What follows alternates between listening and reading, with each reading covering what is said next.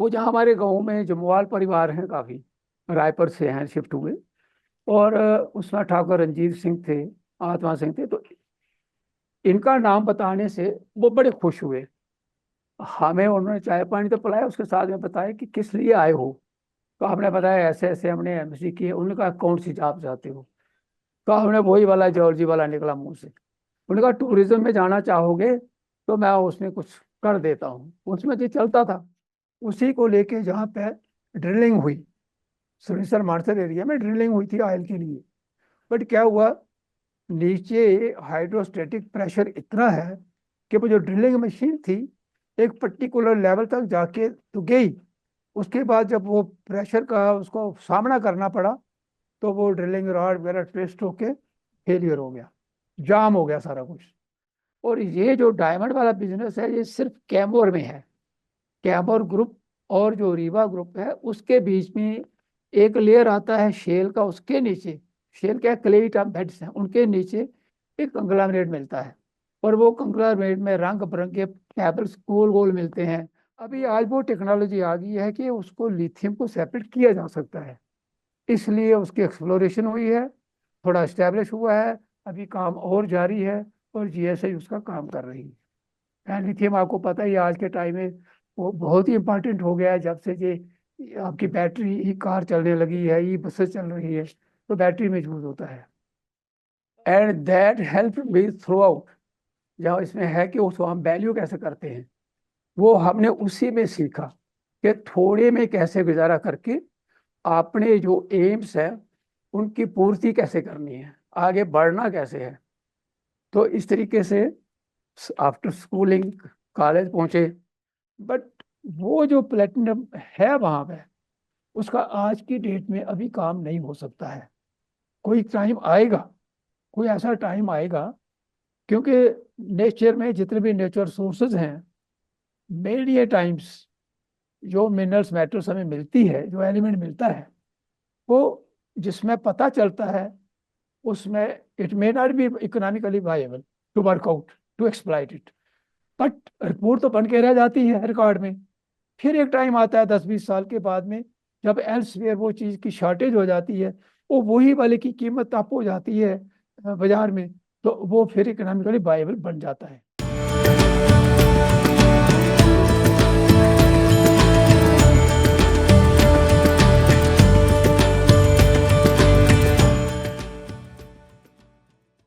Good evening, viewers. Today we are at episode 14th of Tawi tales. कैसे आप सबके साथ मेरे और विकास जी का सफर शुरू हुआ था पहली एपिसोड से, और आज हम देखते देखते 14th एपिसोड पे आ गए तवी टेल्स की। और मैं आज शुरू करने से पहले आप सबको धन्यवाद देना चाहता हूँ, बिकॉज जिस तरीके से आप हमारे पॉडकास्ट को पसंद कर रहे हैं, जो डोगरा जेम्स की रिपोजिटरी है, डिजिटल लाइब्रेरी है, उसको पसंद कर रहे हैं, तो उसके लिए हम दोनों आपका तहे दिल से शुक्रिया करना चाहते हैं। Now today it's both an honor and privilege to welcome a stalwart of Indian geology, a trailblazer whose name is etched deep into the geological framework of our nation. Shri Seva Das ji, former senior deputy director general of the GSI, जिसको हम कहते हैं geological survey of India. Sir born and educated हैं जम्मू से। इन्होंने अपनी academic journey Jammu से शुरू की, अपनी मैट्रिक कंप्लीट की 1961 में, and post graduation in geology from the university of Jammu in 1967। उसके बाद सर ने यूपीएससी जियोलॉजिस्ट एग्जामिनेशन क्लियर किया 1968, जो अपने समय में एक, और आज के समय में भी, उस समय की बात क्या करें, आज के समय में एक बहुत महत्वपूर्ण एक परीक्षा रहती है, a feat in itself. Sir joined the Geological Survey of India in 1969 and began a remarkable career that would span over 36 years. Sir has created history. But beyond his technical brilliance, he remains a proud Dogra, a son of Jammu, and a shining example of where knowledge, dedication, and humility can lead. Today, we are honored to hear from him firsthand about the journeys, discoveries, challenges that defined a life in a service to earth science and to the nation. Sir, we both are humbled, honored that you have given us time to be on our podcast, जिससे कि sir आपकी life journey एक budding geologist, budding youngsters जो इस career को चुनना चाहते हैं, और वो डोगरा जो जो प्राइड महसूस करते हैं फेलो डोगरास पे, जिन्होंने पूरे हिंदुस्तान में अपना नाम कमाया हो in different fields. And sir, आपका स्वागत है तवी टेल एपिसोड 14 में। धन्यवाद सर। तवी टेल्स की टीम की ओर से मैं आपका हार्दिक स्वागत करता हूं और बहुत ही अच्छा लगता है हमें ये जान के कि इतनी डाइवर्स फील्ड्स में हमारे डोगरास ने इतना काम किया है और नाम कमाया है।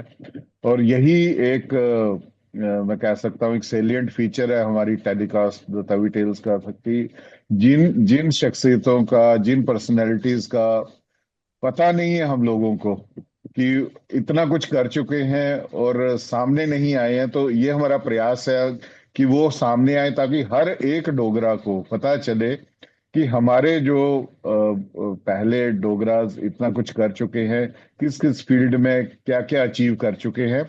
उससे हमें भी एक रास्ता मिलता है, एक इंस्पिरेशन मिलती है, और साथ ही साथ ये एक धारणा बनी हुई है कि शायद जम्मू के लोग या डोगरा जो हैं वो कुछ पिछले 60-70 सालों में पिछड़ गए हैं या लैग कर रहे हैं पीछे। तो ऐसी पर्सनैलिटीज हमारी तवी टेल्स में आई हैं जिनको देख के हमें लग रहा है कि ऐसा नहीं है। बेशक लाइमलाइट में हम लोग नहीं है, लेकिन ऐसा नहीं है कि हमने कुछ किया नहीं है या कुछ अचीव नहीं किया है।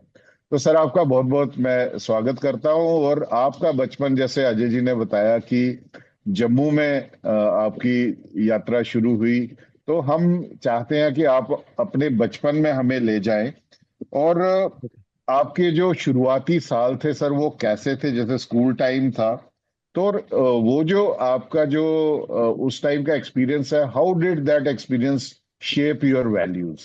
ये सबसे पहले आप सबका बहुत बहुत धन्यवाद, व्यूअर्स को भी धन्यवाद कि आप दोनों ने मुझे ये अपॉर्चुनिटी दी। तो रही बात ये बचपन की, मेरा बचपन जो है एक गांव के माहौल में, इसी गांव में अपर बरनाई में मतलब पूरा हुआ। यहीं मेरी एजुकेशन हुई, स्कूलिंग। और उस समय की जो लिमिटेड रिसोर्सेज थे उनके हिसाब से हमें फिर भी बहुत कंफर्टेबल लगता था। कभी हमने किसी चीज़ की कमी महसूस नहीं की।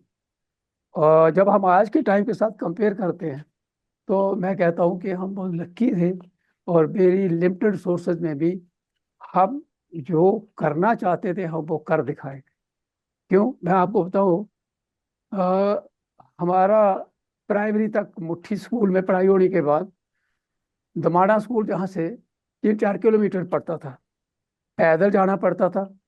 कभी कोई रिग्रेट्स नहीं, धूप हो बारिश हो, हम एंजॉय करते थे, बहुत एंजॉय करते करते जाते थे। वो ठंडे पानी नहर में कभी मौका मिलता तो नहा लेते थे। और ऐसी ऐसी हमारी हरकतें होती थी, वो डिस्कस करेंगे तो वो बहुत लंबा हो जाएगा। Anyway, but one thing which I actually learn out of that was how to manage within the limited resources, and that helped me throughout। जहाँ इसमें है कि उसको हम वैल्यू कैसे करते हैं, वो हमने उसी में सीखा कि थोड़े में कैसे गुजारा करके अपने जो एम्स है उनकी पूर्ति कैसे करनी है, आगे बढ़ना कैसे है। तो इस तरीके से आफ्टर स्कूलिंग कॉलेज पहुंचे। तो कॉलेज में इनफैक्ट दोमाड़ा स्कूल में, हाई स्कूल में जहाँ मैंने मैट्रिक की, वहाँ पे उसमें साइंस सब्जेक्ट्स नहीं थे।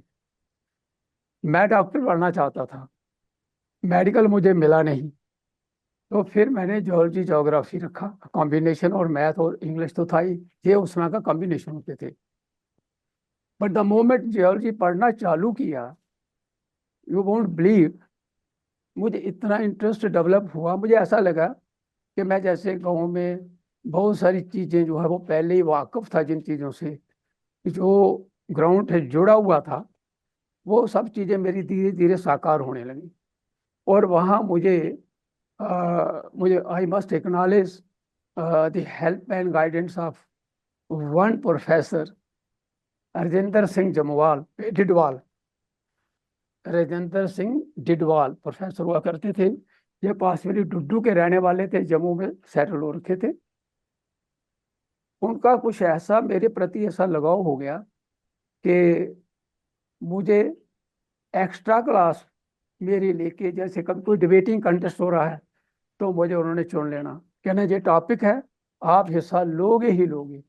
तो मैं थोड़ा सा उन दिनों शाई था, गाँव से निकल के गए कॉलेज, साइंस कॉलेज हमारा, जीजीएम साइंस कॉलेज में हमारी पढ़ाई थी, आगे हो रही। तो उन्होंने मुझे कहना, no nothing doing, you have to take part. और वो जो थ्रस्ट देके आगे करा, मुझे एक आध बार करा, उसके बाद तो मुझे इंटरेस्ट डेवलप हो गया कि डिबेटिंग कंटेस्ट में कैसे हिस्सा लेना है। अभी जब भी कोई इवेंट होती थी तो वो मुझे मिस नहीं करने देते थे।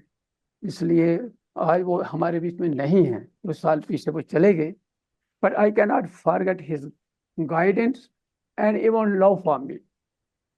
मेरा कोई रिलेशन नहीं था उनसे, तो ये चीज़ें जो हैं वो कैरी फॉरवर्ड होती हैं आगे।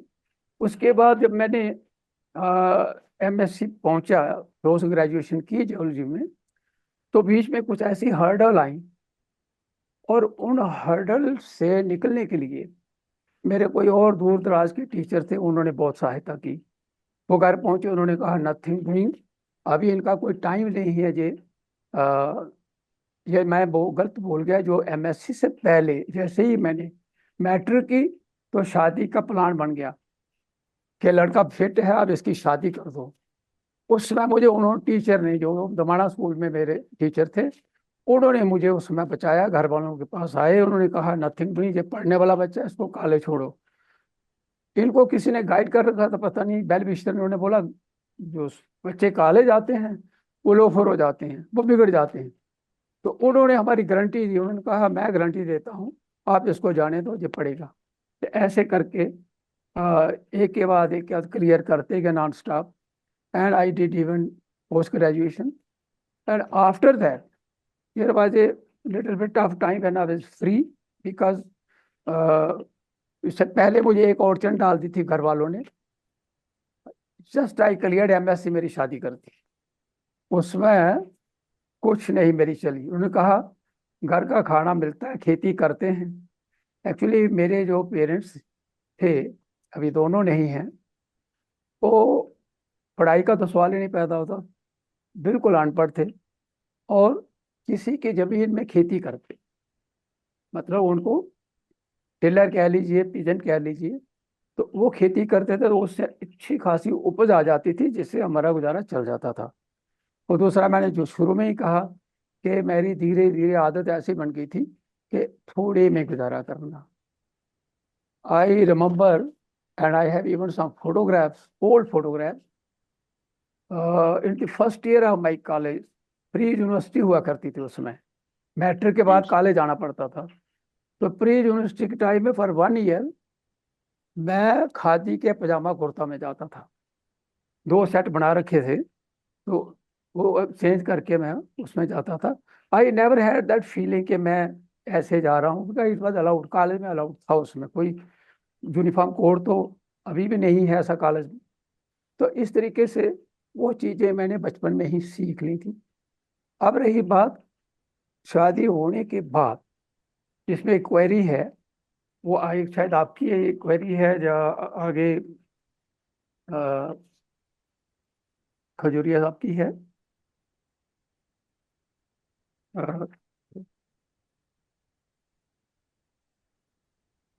जियोलॉजी में कैसा इंटरेस्ट डेवलप हुआ वो मैंने बताया। वो तो डॉक्टर प्रोफेसर राजेंद्र सिंह डिडवाल की देन थी, बहुत ज़्यादा। और धीरे धीरे धीरे धीरे मुझे उन्होंने बता दिया कि आपका राइट प्लेस जो है वो जियोलॉजिकल सर्वे ऑफ इंडिया होगा, आपको जियोलॉजिस्ट एग्जाम क्वालिफाई करना पड़ेगा। अब जब ऐसी चीज़ें दिमाग में डल जाएं तो एक गोल सामने दिखता है, फिर आगे पीछे इधर होता नहीं है कुछ भी। तो ऐसे करके जब एमएससी में ठीक ठाक मार्क्स के अच्छे, हायर सेकेंडरी डिवीजन से मैं पास किया, और यूपीएससी एग्ज़ाम के लिए जिसमें जियोलॉजिस्ट एग्ज़ाम का नोटिफिकेशन निकला, फॉर्म भरा। अब घर में मेरे लिए परेशानी है, थोड़े दिन पहले शादी हो रखी है और अगस्त में एग्ज़ाम था सेम ईयर। तो मैंने वाइफ से क्लियरली बताया कि देखिए मैंने ये करना है। उन्होंने कहा आप जो चाहते हैं वैसा आप प्लान कर लीजिए, I will stay with parents. आप जहाँ जा, उन दिनों ये एग्ज़ाम सारे दिल्ली में होते थे, दौलपुर हाउस में होते थे। तो मैं और एक मेरे साथी हैं लोअर बरनाई में, मिस्टर मोहनलाल, हम दोनों एक जैसे एक ही सब्जेक्ट लेके चल रहे थे। तो हम दोनों 1 महीने की छुट्टी, घर से छुट्टी मार की दिल्ली चले गए एग्ज़ाम की तैयारी करने के लिए। और वहाँ बैठ के हमने तैयारी की, पहाड़गंज में एक होटल में कमरा ले लिया। और वो जो 1 महीने की हमारी तैयारी थी final, that paid us, and then we appeared for geologist exam. उसमें क्लास 2 असिस्टेंट जियोलॉजिस्ट होता था और क्लास 1 जूनियर जियोलॉजिस्ट होता था। तो हमने दोनों भरे हुए थे, दो में से एक तो मिलेगा ही, तो हमें दोनों मिल गए।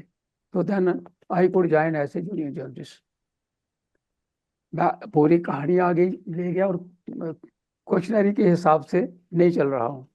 नहीं नहीं सर, बहुत बढ़िया। और मैं कह रहा हूँ कि सर इसी वजह से शायद अ, आपकी स्टोरी सुन के सिंपल लिविंग और हाई थिंकिंग ये कोट्स इसीलिए नहीं बने हैं सर। और वी कैन वेरी वेल, आपने जो उस समय का सर लैंडस्केप बताया, किस तरीके से लिमिटेड रिसोर्सेज में गुजारा करना है। शायद सर अगर वही चीज़ें अगर हमारे आज जो दर्शक हमें देख भी रहे हैं कि अगर वो इनकलकेट कर लें अपनी ज़िंदगी में, ग्रीड का कोई एंड नहीं है। या अब ग्रीड का एंड कोई नहीं है तो कहीं ना कहीं आपको एक थ्रेशोल्ड रखना पड़ेगा, जैसे सर ने बताया। तभी जाके आप कहीं ना कहीं कंट्रीब्यूट कर सकते हैं for nation building, for your state building. Thanks sir for sharing your early days. And specifically इससे एक और बड़ी अच्छी चीज निकल कर आई है, जैसे हर अर्जुन को एक कृष्ण मिलता है तभी महाभारत का युद्ध जीता जाता है। आपकी जिंदगी के दो प्रोफेसर्स ने सर आपके वही कृष्ण बन के आपका मार्गदर्शन किया। और मैं तो ये सरप्राइज हूँ सर, उनकी विजन कितनी बढ़िया थी प्रोफेसर डिडवाल साहब की। जी उन्होंने कहा आपने जाना है तो जीएसआई में जाना है। तो सर ये एक प्रोफेसर का एक किसी स्टूडेंट के मॉरल करेक्टर प्लस उनके फ्यूचर बिल्डिंग के लिए जो उन्होंने किया सर वो सराहनीय है। वो आज अगर हमारे बीच में नहीं है, हम जी उन्हें जी। याद कर रहे हैं, यही सबसे बड़ी उनकी श्रद्धांजलि है उनको, प्रोफेसर साहब को। और मैं और डॉक्टर विकास भी ऐसे महान प्रोफेसर को आपके माध्यम से हम अपनी श्रद्धांजलि पेश करेंगे सर। धन्यवाद। सर अब हम आते हैं सर आपके जियोलॉजी के रुझान की तरफ। इवन दो डिडवाल सर का आपने बताया कि वो इंस्ट्रूमेंटल थे आपको जियोलॉजी की तरफ लेके जाने के लिए। सर जो आपके एकेडमिक ईयर्स थे जियोलॉजी डिपार्टमेंट के अंदर, सर उसके बारे में अगर आप थोड़ा बताएं, क्योंकि मैं खुद सर साइंस कॉलेज से पढ़ा हुआ हूँ। जय। मैं साइंस कॉलेज में सर 95 पास आउट हूँ साइंस कॉलेज और साइंसेज से। और जियोलॉजी डिपार्टमेंट हमारे डिपार्टमेंट के पास ही रहता था बिकॉज मेरा बॉटनी जियोलॉजी था। तो एक बड़ा इंटरेस्ट होता था सर अंदर जाके देखना, एक बड़ा सा मेमथ का दांत पड़ा होता था बिल्कुल बिल्कुल। वो नगरोटा से जो मिला था, मांडा। एलिफेंट गणेशा। जी। तो वो हाँ, याद है टस्क। सर, एक टस्क पड़ा था।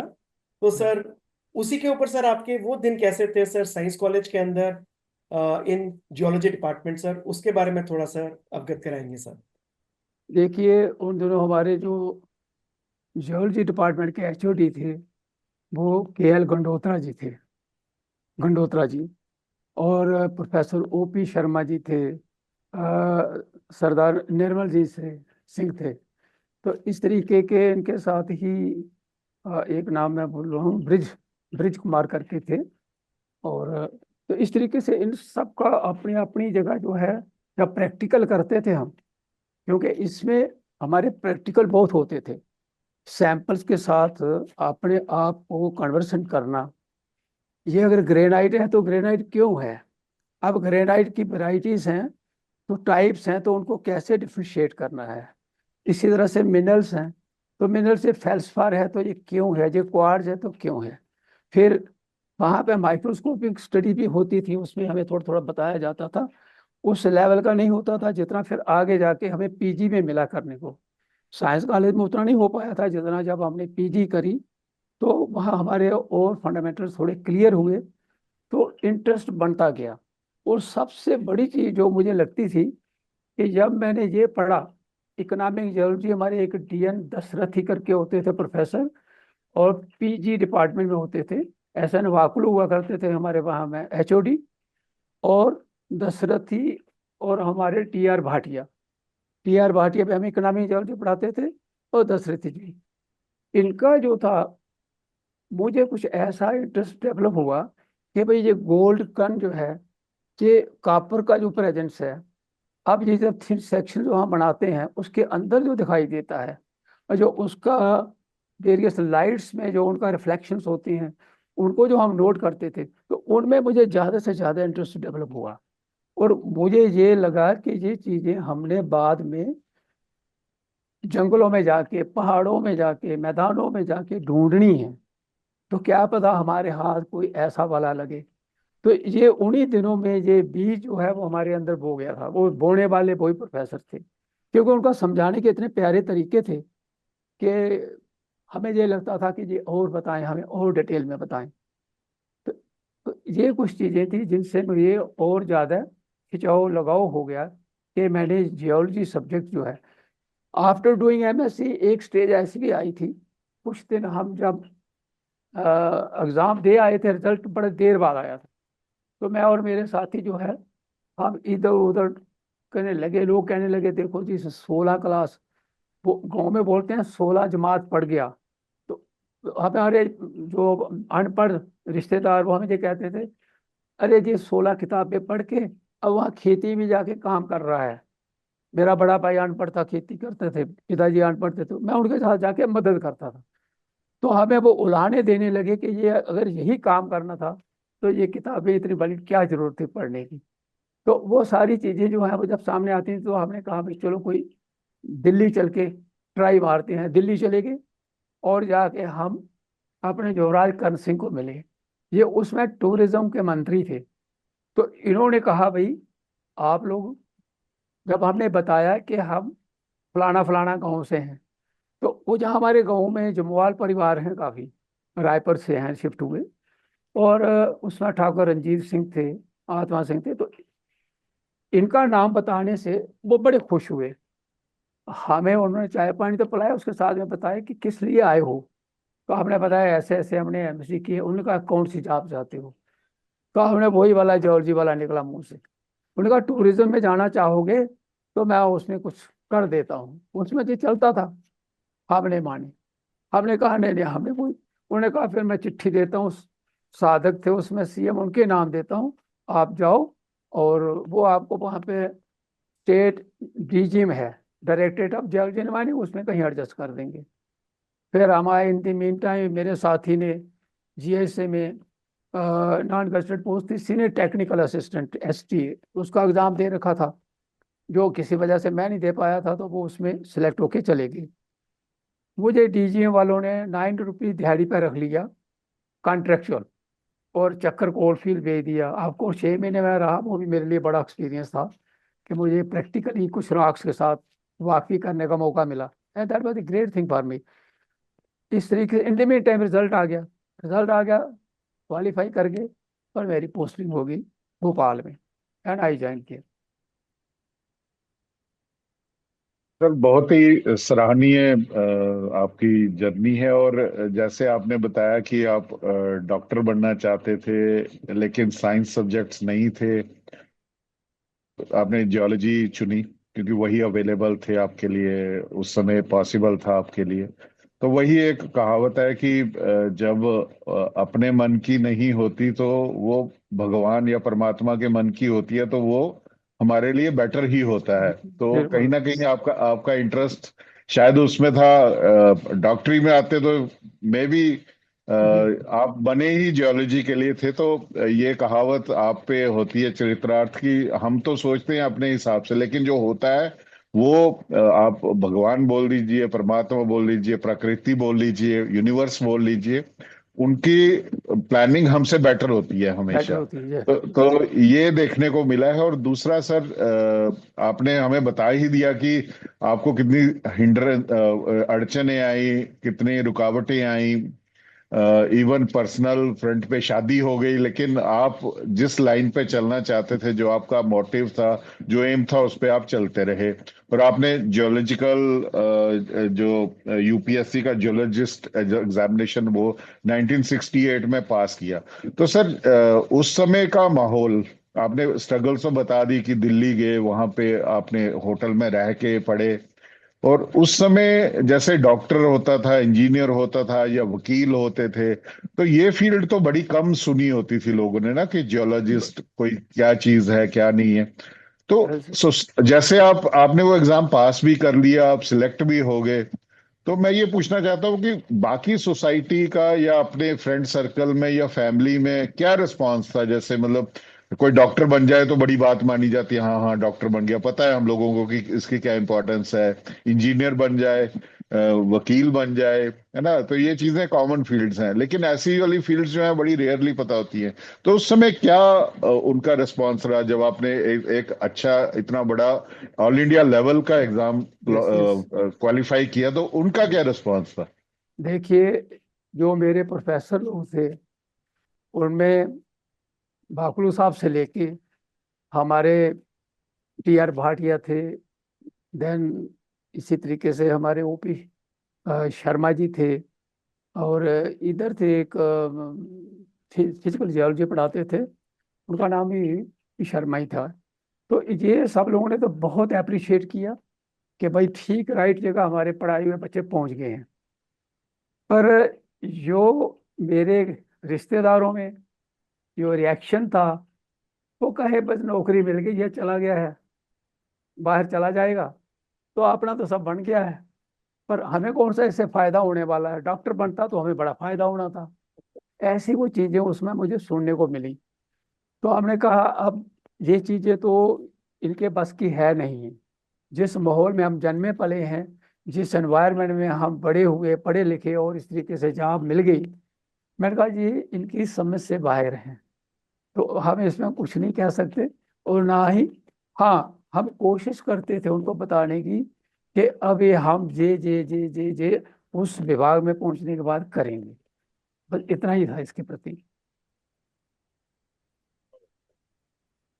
सर, आपकी पहली पोस्टिंग जो थी वो भोपाल में हुई, जी और आपने एक्सटेंसिव मैपिंग की है विंध्यन सुपर ग्रुप की।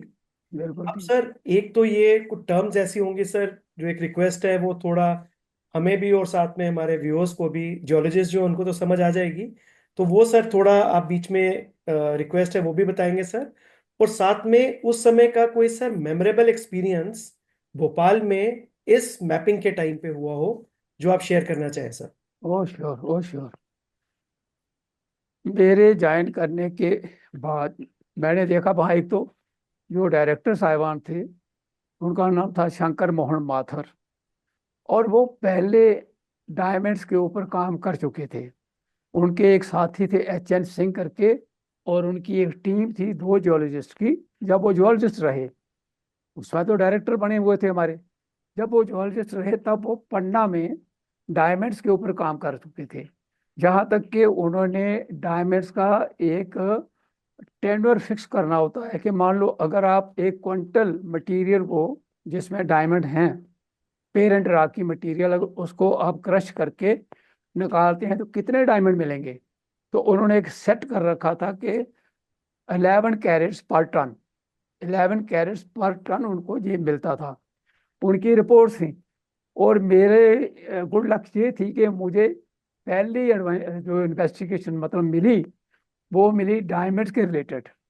हाँ मैपिंग था, तो मैपिंग विंध्यंस का, पर विंध्यंस का मैपिंग करते करते मुझे ढूंढना है वो वाले लेयर्स जिसके अंदर डायमंड्स मिलते हैं, जहाँ वो वाली पेरेंट रॉक जहाँ पे डायमंड्स मिलते हैं। अब यहाँ मैं आपको बताऊं कि जैसे ही फील्ड जाना, मुझे 2-3 महीने के अंदर ही फील्ड भेज दिया गया। नवंबर में मैंने ज्वाइन किया, और मेरे साथ एक डॉक्टर शरीश करके थे। इनफैक्ट वो श्रीवास्तव जी थे, पर लिखते थे शरीश, केवल सिंपल नाम। और हमारी दो की जोड़ी, एक हमें कार मतलब जीप दे दी महिंद्रा, और चलिए आप फील्ड कैंप करिए। तो टेंट लाइफ शुरू हुई। ना जाने मुझे बहुत अच्छा लगा। मुझे इतना अच्छा लगा कि भाई फील्ड में किस तरीके से इंडिपेंडेंट रहना है। सपोर्टिंग स्टाफ है वहाँ पे, हमारे साथ हेल्पर हैं। हम कोई जो वर्कर भी एंगेज कर लेते थे अपने काम के हिसाब से।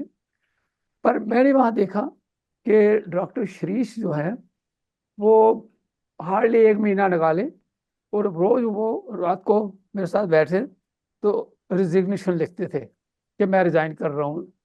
क्योंकि वो एक बड़े संपन्न परिवार से ताल्लुक रखते थे, उनको वो माहौल एनवायरनमेंट सूट नहीं किया, डरते बहुत थे, है ना। तो उनको कुछ ऐसा महसूस हुआ कि भाई ये मेरे बस की बात नहीं है। और साथ में वो एक बार यूपीएससी सिविल सर्विसेज का एग्जाम दे चुके थे, उसमें उनको मिला नहीं था, तो उन्होंने सेकंड अटेम्प्ट कर रखा था। इन द मेन टाइम उनको इसमें इनकम टैक्स में, रेवेन्यू सर्विसेज में उनको सिलेक्शन हो गई, और वो छोड़ के चले गए। फिर मैं अकेला रह गया। मैंने अकेले काफ़ी दिन काम किया। फिर मेरे साथ एक दूसरे साथी मिस्टर जाफरी को भेज दिया गया। तो एनीवे, और हमारा वो सिलसिला चलता रहा। मैं जहाँ पे ये बताना चाहूँगा, क्योंकि मेरे व्यूअर्स हो सकता है वो हमारे व्यूअर्स जियोलॉजी के बारे में इतना डिटेल में ना जानते हूँ। तो जो विंध्यन एक रेंज है वहाँ पे, जिसको एज में हम कहेंगे प्रोटेरियोजोइक से लेके, जो टाइम स्केल है उसमें प्रोटेरियोजोइक, लेट प्रोटेरियोजोइक से लेके अर्ली मीसोजोइक पीरियड्स में उसका आता है क्लासिफिकेशन में। ये उसकी एज रेंज हो गई। अब इस एज रेंज में वो सेडिमेंटेशन जो हुई, उसके बाद अपलिफ्ट बन के विंध्यन बेसन के अंदर हुई, बाद में अपलिफ्ट बन के विंध्यन रेंज एक वो हिल्स बन गए। अब उसमें तय दर चट्टाने हैं, सेडिमेंट्री चट्टाने हैं, पानी के अंदर वो जमा हुई हैं। अब उनके डिफरेंट लेयर्स हैं। अब उन लेयर्स को मैपिंग करके नक्शे के ऊपर, जो हम मैप यूज करते थे वो topographical map prepared by survey of India. जो सर्वे ऑफ इंडिया हमारा महकमा है, डिपार्टमेंट है कंट्री का, वो टोपोग्राफिक मैप्स बनाते हैं। उन टोपोग्राफिक मैप में जब हम जियोलॉजिकल मैपिंग करेंगे तो हम उसमें हदें बांध देते थे इस तरीके के कि ये वाला रॉक फॉर्मेशन जो है, अगर ये सैंडस्टोन है तो ये जहाँ से होके कहाँ तक जा रहा है बैंड, वो कितना थिक है, उसी हिसाब से हम उसमें थिकनेस भी दिखाएंगे। फिर अगर उसके ऊपर शेल है तो वो कितना है, उसके ऊपर अगर डायमंड बेरिंग लेयर है कंग्लोमेरेट का तो वो कितना है। तो ऐसे करके हम उसका पूरा जियोलॉजिकल मैप बनाया। और इस मैपिंग में मुझे काफ़ी समय लगा वहाँ पे। और करते करते इस मैपिंग के पीछे मेरा जो मेन उद्देश्य उसमें रखा था आइटम में, वो ये था कि I have to map the Vindhyans rocks, super group of rocks with a special reference to look for those horizons, those layers of conglomerate or sandstone or shale or gravel where we can find diamonds, और जहाँ पे फिर हम diamond की investigation कर सकें। तो diamond की इन्वेस्टिगेशन मैंने नहीं करनी थी, मैंने सिर्फ वो मार्क करके दिखाने थे अपनी रिपोर्ट में कि yes in such and such area ये मैंने मार्क किए हैं। अब इसको जो इन्वेस्टिगेशन करने वाली टीम है वो वहाँ पे जाके काम करवाए। तो इस तरीके से मुझे अभी 5 साल नहीं हुए थे, तो 74 में मुझे एक ट्रेनिंग का मौका मिल गया। वो था in service training. In service training ये था मेरे पूरे डिपार्टमेंट से, जियोलॉजिकल सर्वे ऑफ इंडिया से हम लोग 15 लोग चुनेंगे। और मैं भोपाल से था, बाकी कोई कहीं से कोई कहीं से। तो हम लोगों को मसूरी भेजा गया to attend foundational course of administrative training. किनके साथ? ये जो आईएएस वाले, आईपीएस वाले, आईएफएस वाले साथी लोग ये थे। तो उनमें मेरे बैच में मिस्टर कुलदीप खुड्डा जी जो डीजीपी रिटायर हुए, ये उस बैच में थे। तो ये तो फ्रेशर थे, उन्होंने ज्वाइन किया था। तो बाय दैट टाइम मेरा तो 5 साल सर्विस हो चुका था जीएसआई में। तो नेचुरली वहाँ पे लकली ऐसा हुआ कि एक जम्मू का एक कश्मीर का, हम दोनों रूममेट भी रहे 4 महीने। तो वो बड़ी अच्छी ट्रेनिंग थी। वहाँ में एक चीज शेयर करने वाली है कि वहाँ जो एकेडमी के डायरेक्टर थे उनका नाम था डॉक्टर राजेश्वर प्रसाद जी, बिहार के रहने वाले थे। बट उनके ग्रेटेस्ट क्वालिफिकेशन ये थी कि लाल बहादुर शास्त्री जी के साथ वो बहुत नज़दीकी से सेक्रेटरी का काम कर चुके थे। और उनमें एचआर की क्वालिटीज इतनी कूट कूट के भरी थी, और वो हर लेवल पे हम ट्रेनीज को वो इम्पार्ट करना चाहते थे। जैसे बना फॉर एग्जांपल एक मैं देना चाहूँगा, श्रमदान का उन्होंने शुरू करवाया, और एक कहा कि जितने प्रवेश ये जो ऑफिसर सेलेक्ट होके आए हैं, आईएएस वाले आईपीएस वाले, इनको हम प्रोबेशनर कहेंगे जब तक ये इनकी ट्रेनिंग जो है वो पूरी नहीं होगी। हम तो केवल 4 महीने के लिए गए थे, उनका तो बाद में प्रोफेशनल कोर्स चलता है। तो उसमें हमें वो एवरी वीक गांव में ले जाते थे, जहाँ मसूरी की नालियां साफ करवाते थे, झाड़ू लगवाते थे रोड पे। और मुझे, और गांव में जब जाते थे तो लोगों की पगडंडियां होती है ना पहाड़ों में छोटी छोटी नहरों, उनको चौड़ा करवाते थे। द मोमेंट हम लोग वो कुदाली शुदाली उन्होंने गाड़ियों में डाल के लेते थे, जब शुरू करते थे तो गांव वाले जो है वो भाग के आ जाते थे। वो कहते थे अरे ये साहब लोग वो काम कर रहे हैं, ये हमारा काम है, तो हम क्यों नहीं शुरुआत करें। तो इस तरीके से हम लोग ना वहाँ पे एक इंस्पायरेशन का बीज बो के आ जाते थे, और वो लोग फिर बाद में खुद ही पॉसिबली इकट्ठे होके वो ऐसे काम कर लिया होंगे करते। But see the idea vision behind it, director Rajeshwar Prasad ji का कितना बड़ा विजन था। तो उन्होंने कहा कि भाई ठीक है, तुम्हारा जो मे भी कलेक्टर ऑफ सम डिस्ट्रिक्ट, जो मे भी ये SP of some district, but today you are a probationer and you have to do this training as per my norms। उन्होंने नाम सेट कर रखे थे। तो ये कुछ चीजें वहां पे ट्रेनिंग की तरह। हाँ, जो मुझे वहां पे लेवल ऑफ कॉन्फिडेंस बढ़ा वो ट्रेनिंग लेने के बाद में, उसका मुझे लेटर डेज में when I became a director and then deputy DG then HOD, during all those posting it paid me a lot. मैंने वो सब चीजें जो हैं वो उनकी जबरदस्त सहायता मिली। तो मैं ये कहता हूँ कि इस किस्म की ट्रेनिंग भी एट अप्रोप्रिएट टाइम जिसको भी मतलब मौका मिले उसे मिलनी चाहिए।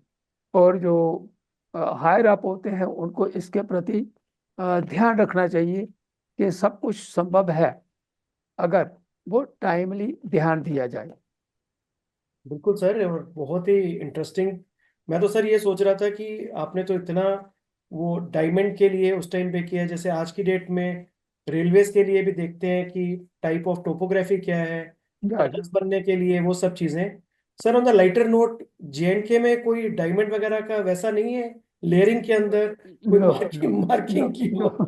नो नो क्योंकि नो ना तो हमारे यहाँ पे नो नो। गोलकुंडा टाइप कुछ है। अब मैं थोड़ा टाइम लूंगा, मैं डायमंड्स के बारे में थोड़ा सा बताना चाहूंगा। जी सर। वहां पे पन्ना में, पन्ना डिस्ट्रिक्ट जो पहले एमपी में होता था, जब एमपी और छत्तीसगढ़ दो टुकड़े हुए तो वो छत्तीसगढ़ में चला गया। अ, पन्ना में ऐसा है कि 3 किस्म के सोर्स हैं for diamonds. Number one is primary, वो मदर रॉक होती है, उसको हम लोग किम्बरलाइट बोलते हैं। उसकी वहां पे किम्बरलाइट पाइप एक बॉडी है, उस जगह का नाम है मजगुआ। और वहां पे आज भी एनएमडीसी काम करती है, नेशनल मिनरल डेवलपमेंट कॉरपोरेशन काम करती है, वो हीरे निकालती है। और उसी माइन शुरू होने से पहले जो मैंने पीछे बात बताई कि हमारे जो शंकर मोहन माथुर थे, एस एम माथुर, जो मेरे फर्स्ट डायरेक्टर बने जीएसआई में, वो अपने एक साथी एच एन सिंह के साथ वो वहाँ काम कर चुके थे। उन्होंने उसकी प्रोस्पेक्टिंग की और सैंपलिंग करके पूरा करके उन्होंने एक सेट कर दिया कि अगर 1 टन मटेरियल आप किम्बरलाइट का क्रश करके धो के ट्रीट करोगे तो 11 कैरेट डायमंड आपको मिलेंगे ही मिलेंगे। और बाद में वो बड़ा देर चलता रहा। मतलब देखो कितनी एक्यूरेसी के साथ उन्होंने वो काम किया हुआ था। तो एक तो वो सोर्स है जिसको हम लोग प्राइमरी सोर्स बोलते हैं।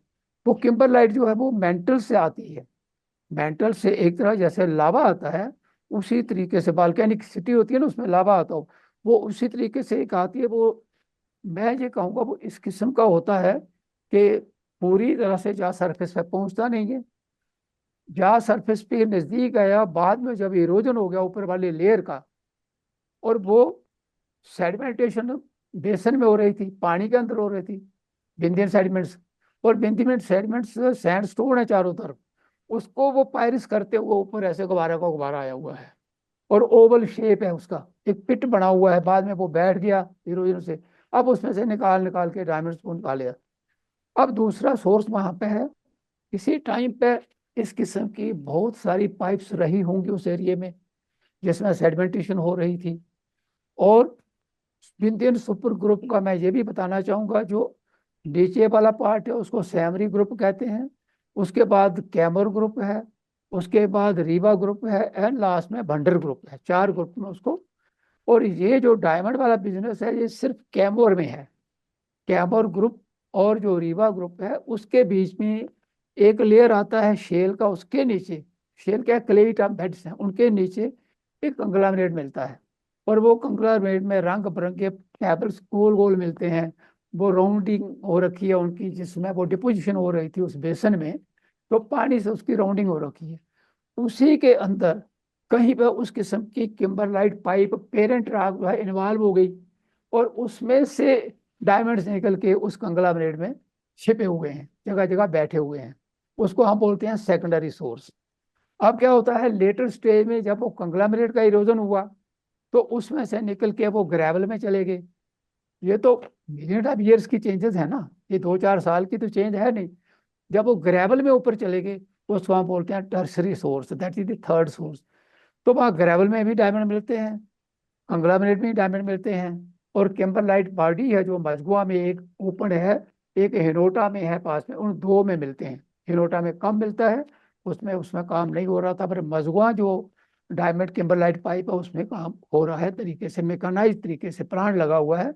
और रोज कई टन मटेरियल निकालते हैं, उसको क्रश करते हैं, फिर उसको धोते हैं, फिर उसको मैनुअली पिक करना पड़ते हैं डायमंड्स।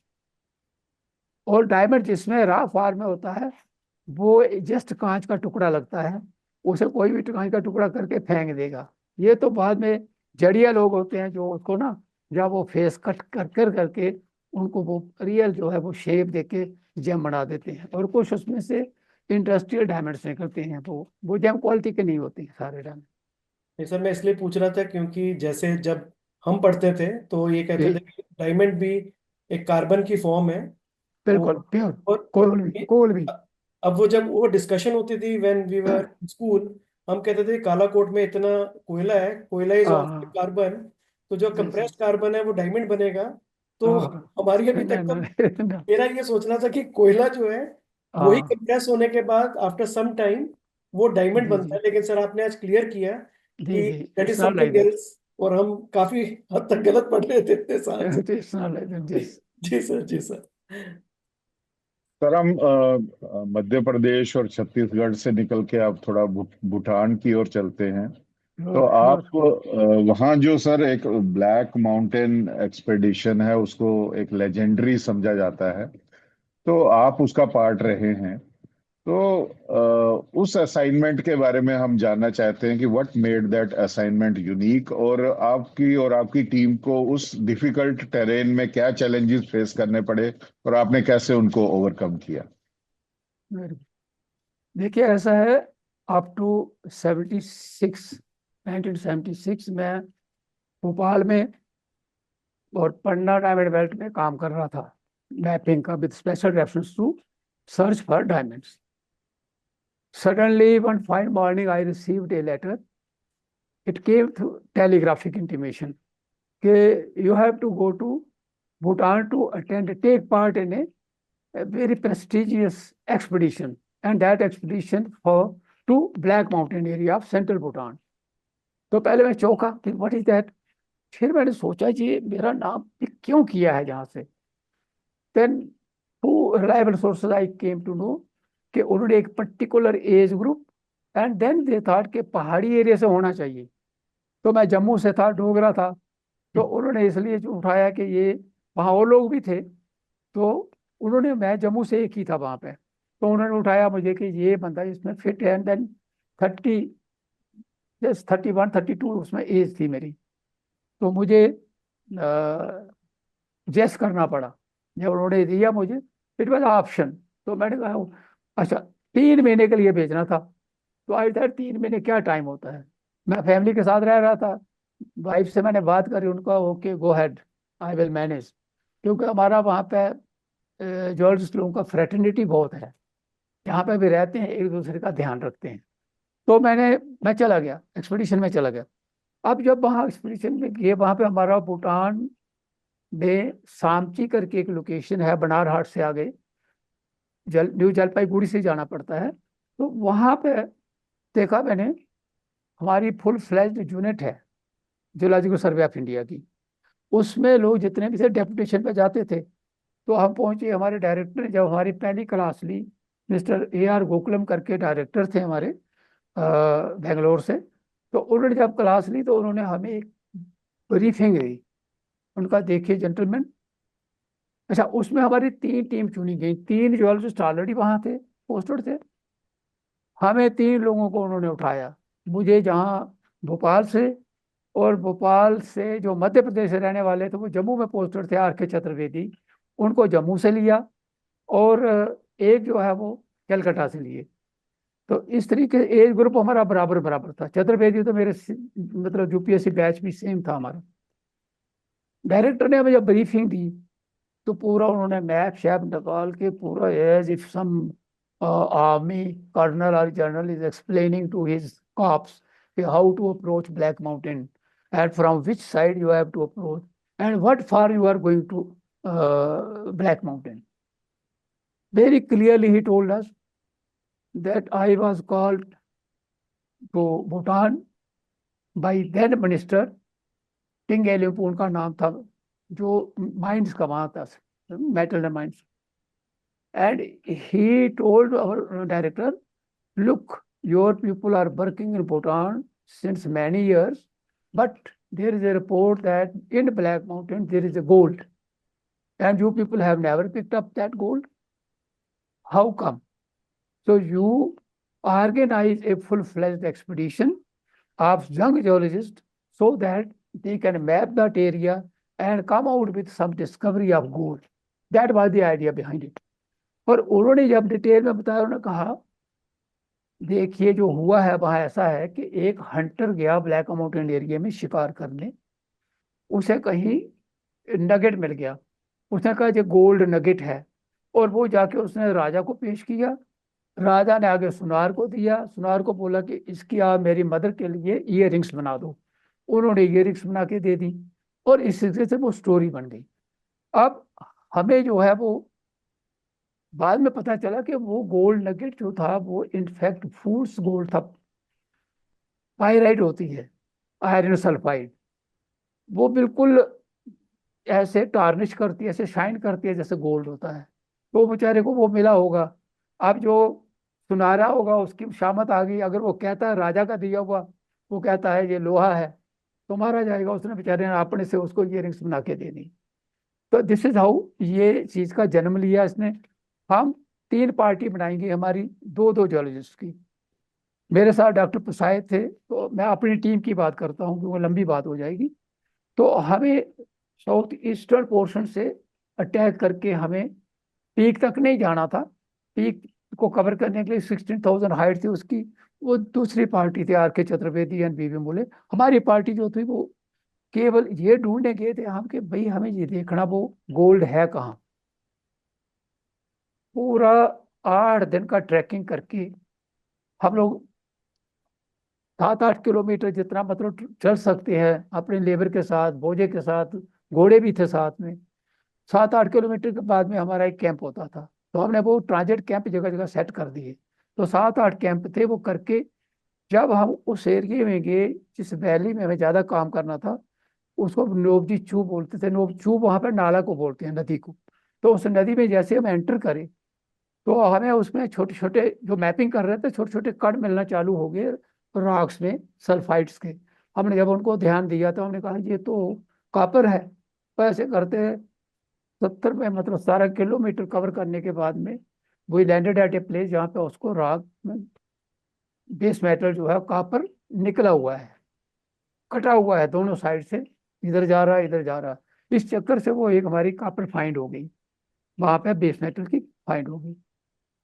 जब हमने वायरलेस वाला साथ में था, हमारे साथ आर्मी से डॉक्टर, कैप्टन रैंक के डॉक्टर थे हमारी सेहत का ध्यान रखने के लिए। एक उनके साथ मेल नर्स था, और बाकी 25 हमारे साथ पोर्टर्स थे। तो इस तरह का एक्सपीडिशन था हमारा वो, फुल फ्लैज, मतलब पूरा सामान हम लोग सारा खाने पीने का 3 महीने का बांध के गए हुए थे। तो जब ये डिस्कवरी हुई, हल्ला मच गया कि वो जैसे कुछ तो मिला, कुछ तो मिला। तो then they arrange a grand camp fire. जब हम वापस पहुंचे तीनों पार्टियां, तो वहाँ के जो राजा थे, हमारे जो इंडियन हाई कमिश्नर थे आईपी खोसला, वो विद फैमिली वो पहुंचे। तो it was a big show. Anyway, अब क्या हुआ उसके बाद में, I came back to Bhopal. It was only assignment of 3 months, complete हो गए, मैं वापस आ गया। वो आना था within a month time, मुझे लेटर मिला, you have been sent on deputation to Bhutan and you have to carry out further investigation of your discovery. फंस गए। अब कुछ खराब भी लगा पर कुछ अच्छा भी लगा। अच्छा इसलिए कि जो किसी को कोई चीज मिलती है वो उसका एक बेबी बन जाता है। तो ही इज ऑलवेज इंटरेस्टेड कि he has to see how is baby, whether it's healthy या वो वीक है, जब कैसे है, तो उसको ग्रो करना देखना चाहता। इसलिए मुझे बहुत इंटरेस्ट था। हम फैमिली के साथ शिफ्ट कर गया मैं। वहां जाके देखा तो स्कूलिंग हमारे बच्चों वाली वो नहीं थी वहां पे, वो जोंखा भूटनीज पढ़ाते थे। तो मैंने बच्चों को शिफ्ट कर दिया, जम्मू में कर दिया, केंद्रीय विद्यालय में डाल दिया। एंड देन आई स्टेड, वहां पे सारा ड्रिलिंग विलिंग करवाया। And DG GSI and secretary they wanted कि इसको इतनी जल्दी एक्सप्लोर किया जाए कि ये जो है जल्दी से जल्दी हमारा नाम हो कि हमने वहां पे इतना कॉपर स्टैब्लिश कर दिया। But next year went event हमने उसका ट्रेस किया, तो वो टोटल जो स्ट्राइक लेंथ थी 3.7 किलोमीटर तक वो हमें कॉपर मिनरलाइजेशन मिली। और इस तरीके से वहाँ पर हेलीकॉप्टर से शिफ्टिंग करके ड्रिलिंग शुरू करवाई। वेरी फर्स्ट बोरहोल में जिसमें माल मिला, कॉपर बीयरिंग कोर आई, और in the meantime sampling एम्पलिंग करी, पता चल गया कि +1.5% कॉपर है। और उसके साथ में कुछ अंश गोल्ड के भी हैं, बट बहुत कम है। तो इन द मीन टाइम मुझे मेरी प्रमोशन हो गई थी एज ए सीनियर जियोलॉजिस्ट। तो then I asked for a transfer, 3 साल हो भी गए थे मुझे। तो I came to Lucknow. Jammu मांगा, जम्मू नहीं दिया मुझे, लखनऊ दिया, हिमालयन जियोलॉजी डिवीजन। तो दिस इज हाउ ये मेरा भूटान का हो सकता है। बहुत बढ़िया सर। कम से कम इतना रिसर्च करके, चलो सोने के बाद कॉपर मिला और कॉपर काफी के मिला है। साथ सोने के ट्रेसेस भी मिले, तो सोने तक आप पहुंच ही गए आखिर। तो वापस सर आपके पास जब भूटान से आप लखनऊ आए उत्तर प्रदेश में, तो वहां सर एक परमो ट्रैसिक बाउंड्री प्रॉब्लम जा, जो जा, जा, जा। यूपी हिमालयस की एक बाउंड्री प्रॉब्लम थी, उसके लिए उसमें आप इन्वॉल्व थे इसको सॉल्व करने के लिए। तो हमारे दर्शकों के लिए एक सर सिंपलीफाई करके बताइए कि इसकी क्या इम्पोर्टेंस थी, जा, जा, जा, साइंटिफिक इम्पोर्टेंस थी इस प्रॉब्लम की। जा। ये कहीं बीच में मैंने शुरू में मेंशन किया था कि टाइम स्केल क्या होती है, स्ट्रेटिग्राफिक कॉलम क्या होता है। तो उसमें क्या है, हम लोग ना पूरा जो अर्थ का जो पाइल किया हुआ रॉक्स हैं, चाहे उसमें सेडिमेंट रॉक्स हैं, चाहे वो ग्रेनाइट्स हैं, चाहे वो मतलब जिनको इग्निस रॉक्स बोलते हैं, चाहे वो मेटामॉर्फिक रॉक्स हैं जो जैसे मार्बल होता है। तो इन सब चीजों को जिसमें हम वो करते हैं, तो वी हैव टू क्लासीफाई उसको डेटिंग करके। तो टोटल जो डेटिंग वो रखी है हमारी अर्थ की, वो है 4.5 और 6 बिलियन ईयर्स। तो ओल्डेस्ट रॉक्स जो हैं वो ये वाली मिलती हैं। तो इनको आ, हम एक पर्टिकुलर प्री कैम्ब्रियन करके हम इनको बोलते हैं, क्योंकि जो कैम्ब्रियन से स्ट्रेटा शुरू होता है उससे जो पीछे वाला है उसको हमको प्री कैम्ब्रियन या आर्कियन उसको डिवाइड कर रखा है। वो भी काफी स्पैन है उसका। तो वो स्पैन मैं जो कहूँगा करीब करीब 541 से नीचे जितना है वो ओल्डेस्ट रॉक्स हैं। उनमें अगर हमें मिलते हैं तो मल्टी सेलुलर या यूनिसेलुलर ऑर्गेनिजम्स मिलते हैं, जिनको हम लोग अंडर माइक्रोस्कोप एडिकेरा, ओल्डेस्ट जो है एडिकेरा करके हमने एक फॉसिल उसमें आइडेंटिफाई किया है। और उसके अंदर ज़्यादा कोई लाइफ के अवशेष नहीं मिलते हैं, जिनको हम फॉसिल कहते हैं वो नहीं मिलते हैं। पर उसके बाद जब ऊपर कालम शुरू होता है तो फिर आ जाता है, हम लोग आ जाते हैं उसमें पैलियोजोइक में।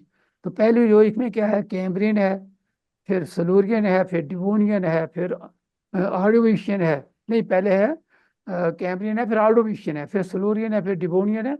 उसके बाद में कार्बोनिफेरस आता है। तो कार्बोनिफेरस के बाद में एक पीरियड आता है, वो है पर्मियन। पर्मियन के ऊपर फिर मेसोजोइक चला जाता है, तो उसमें मेसोजोइक में ट्रेसिक, जुरासिक एंड कर्टेशियस। तो ये कुछ हार्टस हैं, ये कुछ मतलब ऐसी ब्रेक्स हैं। पहली वाली जो है वो सिल्यूरियन के बाद एक हुई, फिर एक डिवोनियन के बाद हुई, जहाँ पे 2 स्टेज में मास एक्सटिंक्शन हुआ। जो उसमें की जो लाइफ थी, सी लाइफ थी, वो पूरी पूरी तरह से खत्म हो जाती रही। आप सोच लीजिए उसमें यूनिसेलुलर से मल्टी सेलुलर बनी होंगी। पर जो मेजर एक्सटेंशन आई वो परमोट्रेसिक पीरियड में आई, उस कांटेक्ट में आई। परमियन खत्म होता है, ट्रासिक पीरियड शुरू होता है। तो ये सारा कुछ चीजें जो है, जो पानी के अंदर जमी हुई राख्स हैं, जो मैं बता रहा हूँ ना, ये आज तो ये हिमालयन अपलिफ्ट होने के बाद में हमें पहाड़ों में दिख रहे हैं। पर ये सारी जीव जंतु जो है, ये जितने सेडिमेंटेशन है, ये उसके अंदर हुई है। परमियर में शेल्स हैं, कार्बोनिफेरस में भी शेल है, बीच में लाइमस्टोन लेयर है। बट ट्रासिक जो है वो वहाँ पूरा का पूरा फिर लाइमस्टोन शुरू हो जाता है। तो उस इंटरफेस पे इतनी मास एक्सटिंक्शन हुई कि उसको ग्रेट डाइंग पीरियड करके भी जाना जाता है। ग्रेट डाइंग पीरियड क्यों? 90% ऑफ द मैरीन फाना, जो समुद्र के अंदर मैरीन फाना होता है, जिसमें आप डिफरेंट टाइप के जैसे गैस्ट्रोपोड्स, फैलोपोड्स, ये सारे जो पैलेंटोलॉजी की वो कोनोटेशन है, वो सारे मर जाते हैं। आउट ऑफ 90% तक मर जाते हैं। इसके साथ साथ में जो टेरेस्ट्रियल लाइफ थी, जो वर्टिब्रेट थे, रेप्टाइल्स थे, जो सरफेस पे भी रहते थे अंदर भी रहते थे, वो वाले कुछ बिल्कुल सरफेस पे रहते थे, उनका भी सत्यानाश जो है उसी पीरियड में हुआ, उस मास एक्सटेंशन में हुआ। अब उसको स्टडी करने के लिए एक इन्होंने आइटम बनाई। ये आइटम एक इनफैक्ट मेरे माथे इस तरीके से पड़ी थी, क्योंकि मैं एक टाइप हो गया कि ये बंदा पहाड़ में ज़्यादा काम कर सकता है, इसने वहाँ किया, उसने वहाँ किया, चाहे विंध्यन में किया, उधर किया। तो इससे ये एक्सपीडिशन करके ये बाउंड्री को हमने ट्रेस करना है, कहाँ कहाँ जा रही है, क्या करेक्टरिस्टिक्स हैं। और उसमें हम इवन माइक्रोफॉसल्स तक कलेक्ट करते थे, ऐसे सैंपल लेते थे, उसके अंदर फिर आके मैसरेशन करके हम ऐसे डाल के, कोनोडांट कहते हैं उनको, स्मॉल जरासीम होते हैं, तो उनकी आइडेंटिफिकेशन माइक्रोस्कोप के अंदर होती है। तो वो करके फिर रिपोर्ट्स बनाना पड़ती थी। तो इस तरीके से ये स्टडी जो थी, ये उस अनकॉन्फर्मिटी को मार्क करना था, उसको मैप करना था कि ये बाउंड्री कहाँ कहाँ जाती है, और उसको बिठाना है अपने जियोलॉजिकल मैप में। वो जो सर्वे ऑफ इंडिया का टोपो शीट मिला हुआ है, उसके अंदर हमें बिठाना है। तो मैं इसके चक्कर में, पहला वाला जो मेरा वो था, एक तो बड़ा ही टफ टाइम था, बहुत टफ। और इसमें हमारे साथ वैसा वाला वेल ऑर्गेनाइज एक्सपीडिशन नहीं था जैसे भूटान में था। हमें आर्मी डॉक्टर मिला हुआ था साथ में, हमारे साथ एयरफोर्स का कवरेज था।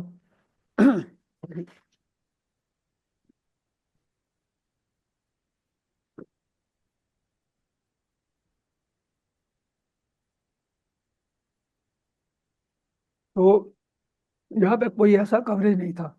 हाँ, इतना जरूर था कि हमारे साथ अगर कोई अनटोवर्ड इंसिडेंट हो जाता है हाई अल्टीट्यूड एरिया में, तो हमें एवैक्यूएशन करने के लिए एयरफोर्स का कवर था, कि वो हमें आ जाएंगे, वो कलेक्ट कर लेंगे। तो इसमें मुझे कहाँ से शुरू करके, मेरी जो टीम थी फर्स्ट ईयर में, मेरे साथ जो दूसरे जॉर्जिस्ट थे वो मिस्टर अशोक सहगल थे लखनऊ से।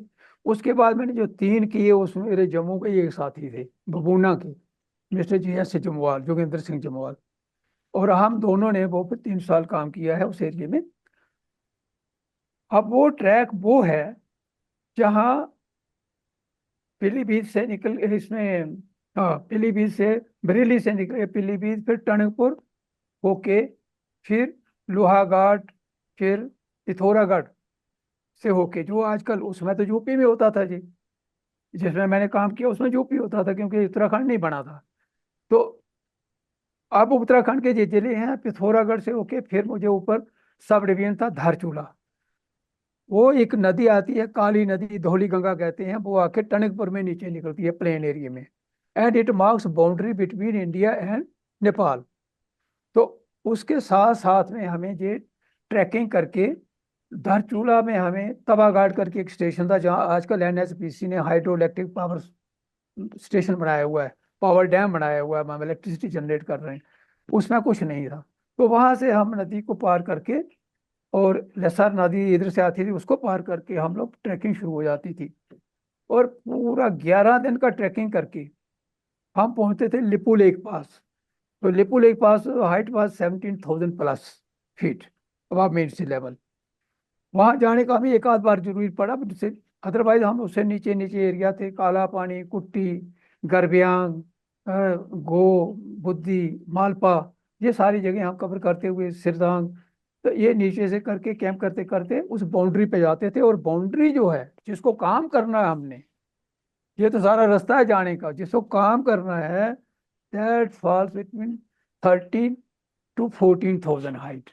अब कैंप करते थे हम थोड़ा नीचे, और वहां से फिर हम लोग ना अटेम्प्ट करते थे सैंपल कलेक्ट करके, जाके एक जगह किया, फिर 2 किलोमीटर के बाद जाके फिर किया, ऐसे करते करते हम उसको बाउंड्री प्रॉब्लम को 4 साल में हमने उसको कवर किया।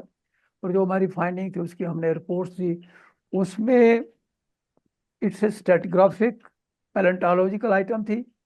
उसमें फॉसल्स की बेसिस पे हमने उस बाउंड्री को, जो हियाटस थी बिटवीन पर्वियन पीरियड और ट्रासिक पीरियड, उसको और क्लियरली आइडेंटिफाई करके दिया कि ये ऐसा ऐसा है। अदरवाइज और उसमें ऐसा कुछ वो नहीं है। हालांकि वहां पे कुछ फॉसल मिले, उसका मैं मेंशन करना चाहूंगा। एमोनाइट्स मिलते हैं वहां पे। एमोनाइट्स जो है, हम उसको अपनी भाषा में हिंदी में बोलते हैं सालिग्राम। आपने देखा ना, ऐसे क्वाइल्ड क्वाइल्ड वाला।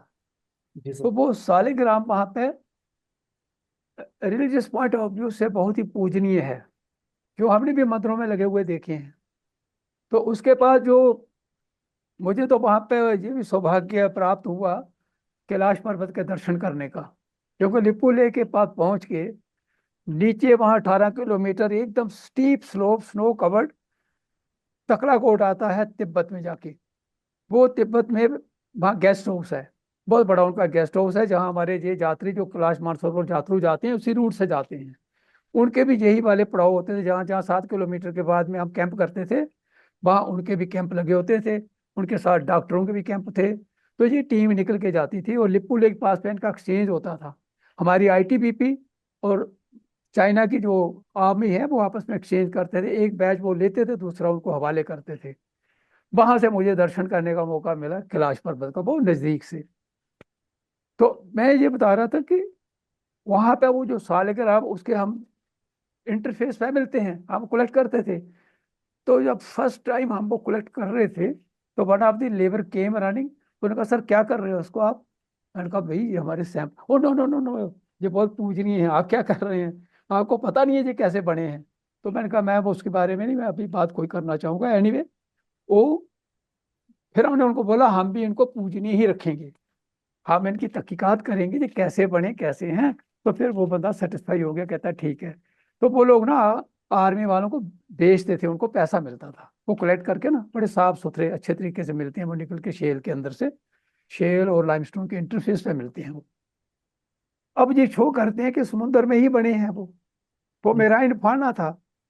तभी ये जो हिमालय पर्वत है हमारा, once it was a seat of ocean. तो जहाँ ओशन है आजकल, वो लैंड फॉर्म था। तो ये तो उल्टा पुल्टा हुआ, लैंड फॉर्म में एक माउंटेन बिल्डिंग एक्टिविटी हुई, तो ये हुआ। तो ये सारी कहानी तो खैर आपको इससे डिफरेंट और बड़े हरे उसमें एविडेंस मिलते हैं कि ये रॉक्स कैसे कैसे समुद्र के अंदर बनी है। लाइमस्टोन जितना थिक वहाँ मिलता है सारा, अच्छा अच्छे ग्रेड का है, but it's in high altitude area, कुछ कर नहीं सकते। वो मैं बिंदियन में बताना भूल गया आपको, बिंदियंस में सैमरीज के साथ इतना अच्छा लाइमस्टोन रोहतास मिलता है, जिसके ऊपर इतने सीमेंट प्लांट लगे हुए हैं बिंदियंस में। एमपी में जगह जगह सीमेंट प्लांट लगे हुए हैं, बहुत अच्छे ग्रेड का लाइमस्टोन मिलता है। वो भी हमारी मैपिंग की ही देन है।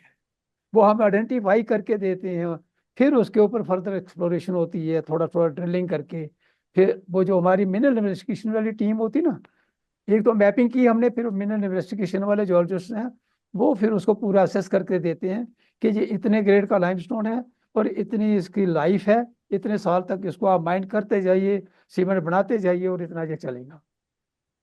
सर बहुत ही डिटेल्ड में आपने सर ये बताया। और इंसिडेंटली अगले आपसे जो आपकी जर्नी के बारे में बात करने से पहले, लद्दाख में जब भी जाते हैं तो वहां पे कई फॉरेनर्स ढूंढ रहे होते हैं सैंड में कुछ, बिकॉज उनके अकॉर्डिंगली भी, और जो हमने पढ़ा भी है कि टेथिस था वो, ये एक सी जी था, इसलिए वो वहां पे कई फॉसिल ढूंढते हैं पत्थरों के अंदर, कोई मछली का फॉसिल या वो हो।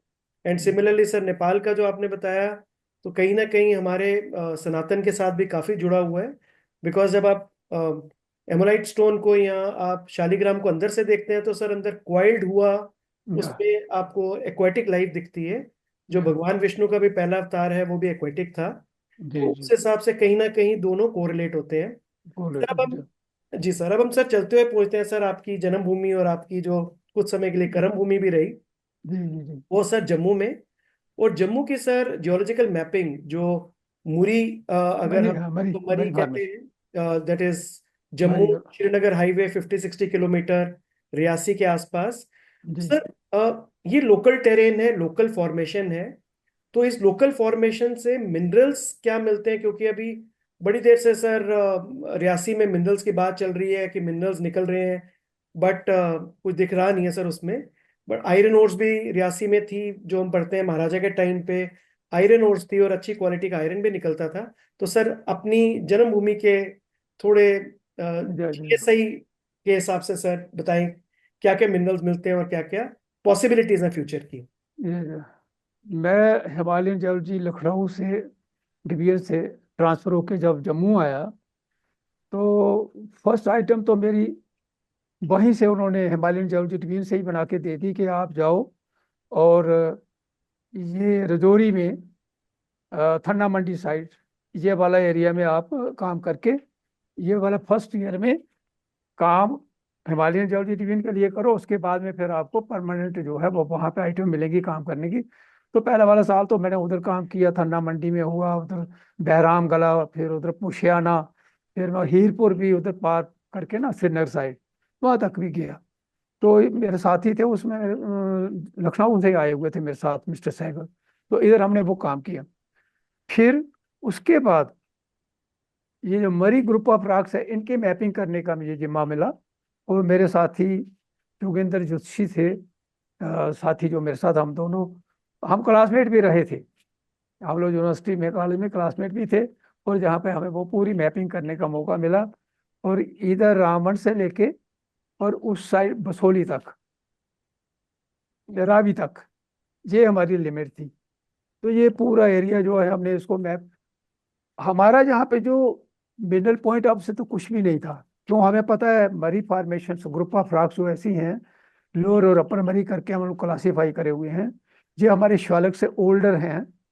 ये एक 4 डीप हुआ करती थी हिमालय के सामने, उसमें ये जमा हो रखे सेडिमेंट्स हैं।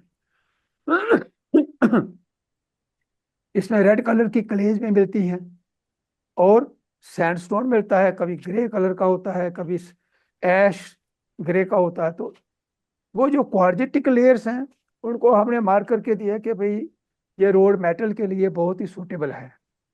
ज़्यादा स्लैब नहीं निकलते हैं क्योंकि हिमालय है, ऑलरेडी टेक्टोनिक एक्टिविटी हो रखी है। उन्होंने जैसे हमने वहाँ बिंदियन में निकलते थे बड़े बड़े स्लैब, वहाँ पे जो बिल्डिंग स्टोन्स थे, वो जहाँ पे नहीं निकल सकते थे, जहाँ पे ऑलरेडी थोड़ा सा क्रस्ट है, क्रैक्ड है।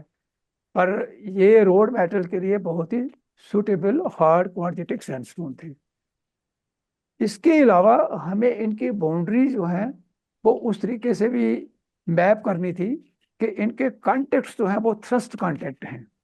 जैसे मरी थ्रस्ट का नाम सुन रखा होगा आपने, अगर नहीं सुना है तो मैं आपको बताता हूँ। कभी आप श्रीनगर जाएंगे तो पीड़ा राजमा चावल खाने के लिए आप रुकेंगे 10 मिनट, वहां खड़े होके आप देखिएगा कि बिल्कुल उस जहाँ पे वो पीड़ा में राजमा चावल बनते हैं ना, उससे नजर मार के देखोगे तो रेड कलर की रॉक्स हैं, जो कुछ शेल हैं, कुछ मतलब ग्रे कलर के सैंडस्टोन है, एंड सडनली ग्रीन कलर का और हार्ड आगे बालकनी रॉक शुरू हो जाती है, बिल्कुल रोड पे ही है।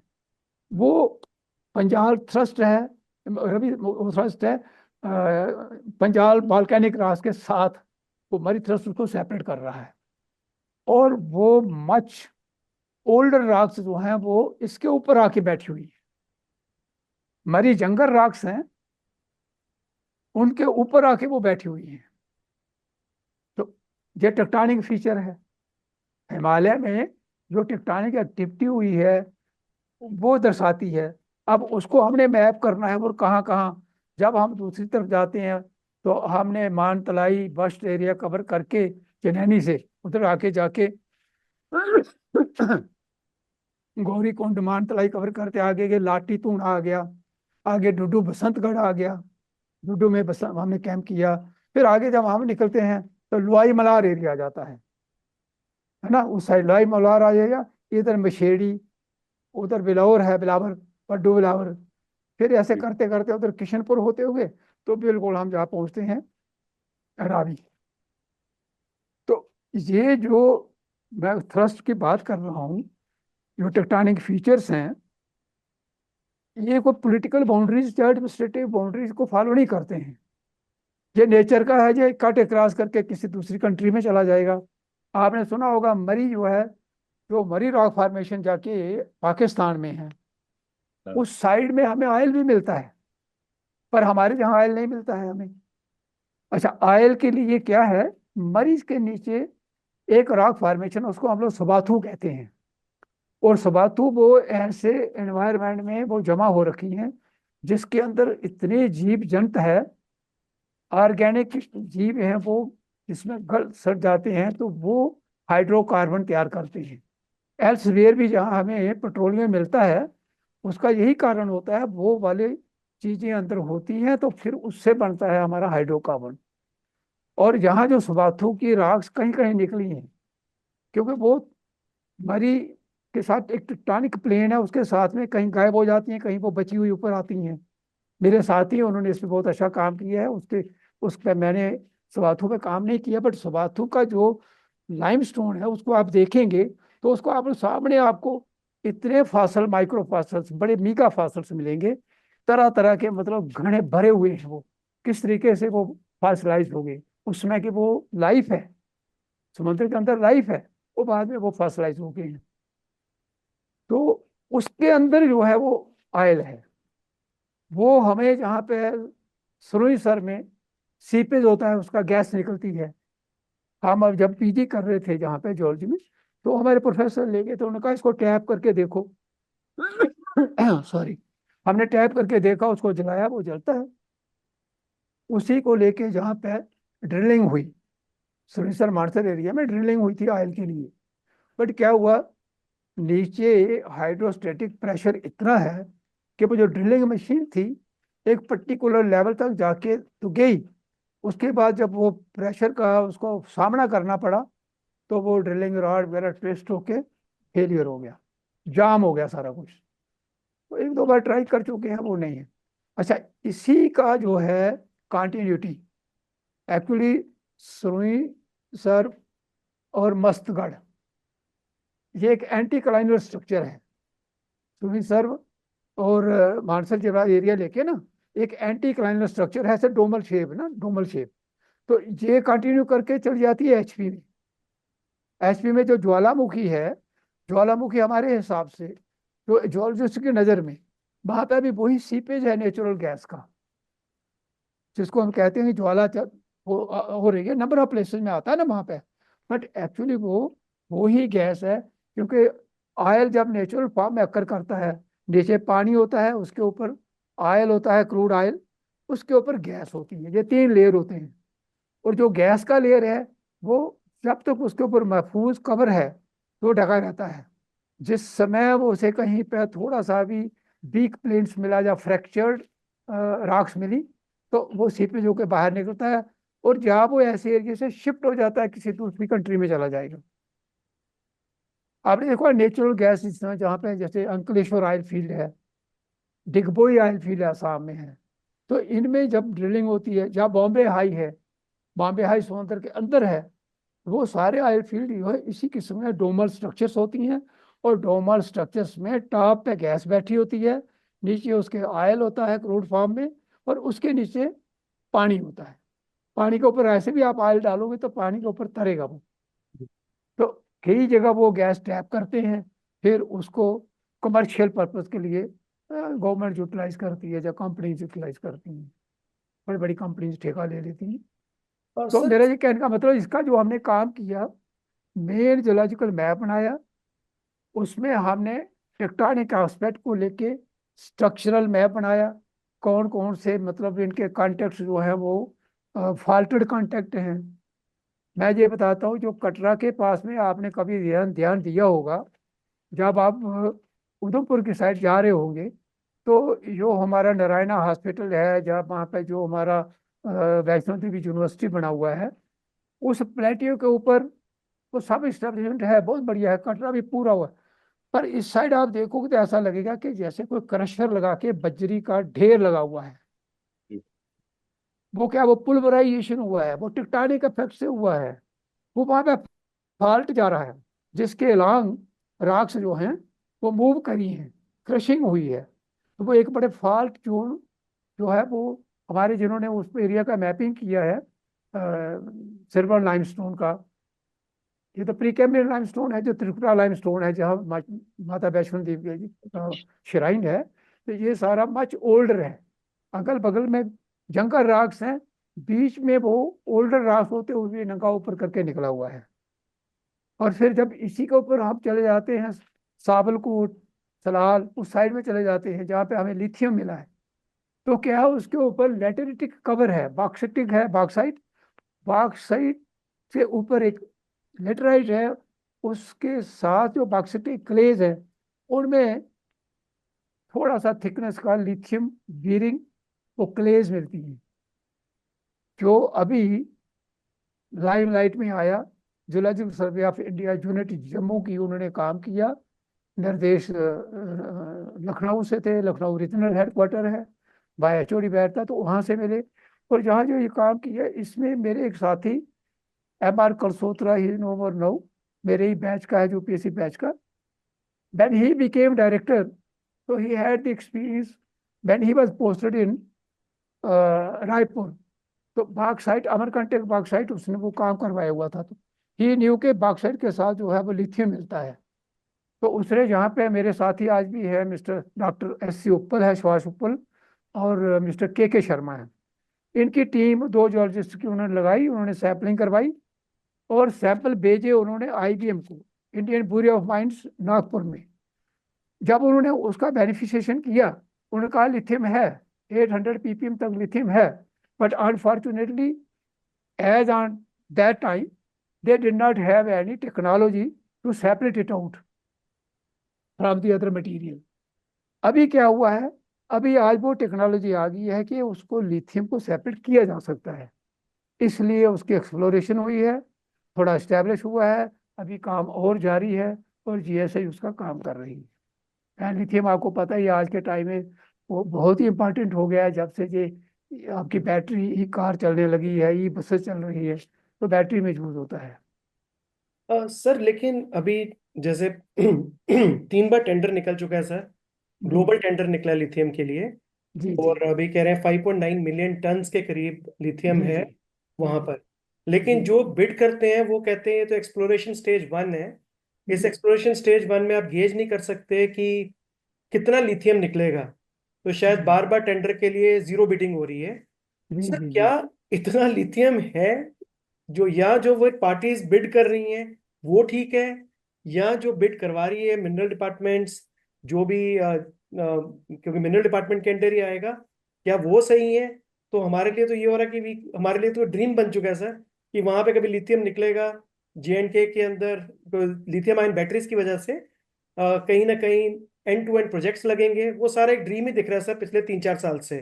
तो सर आपका क्या देखिए व्यू है इसमें? देखिए, ये एक ऐसा क्वेश्चन है, पहले तो मैं,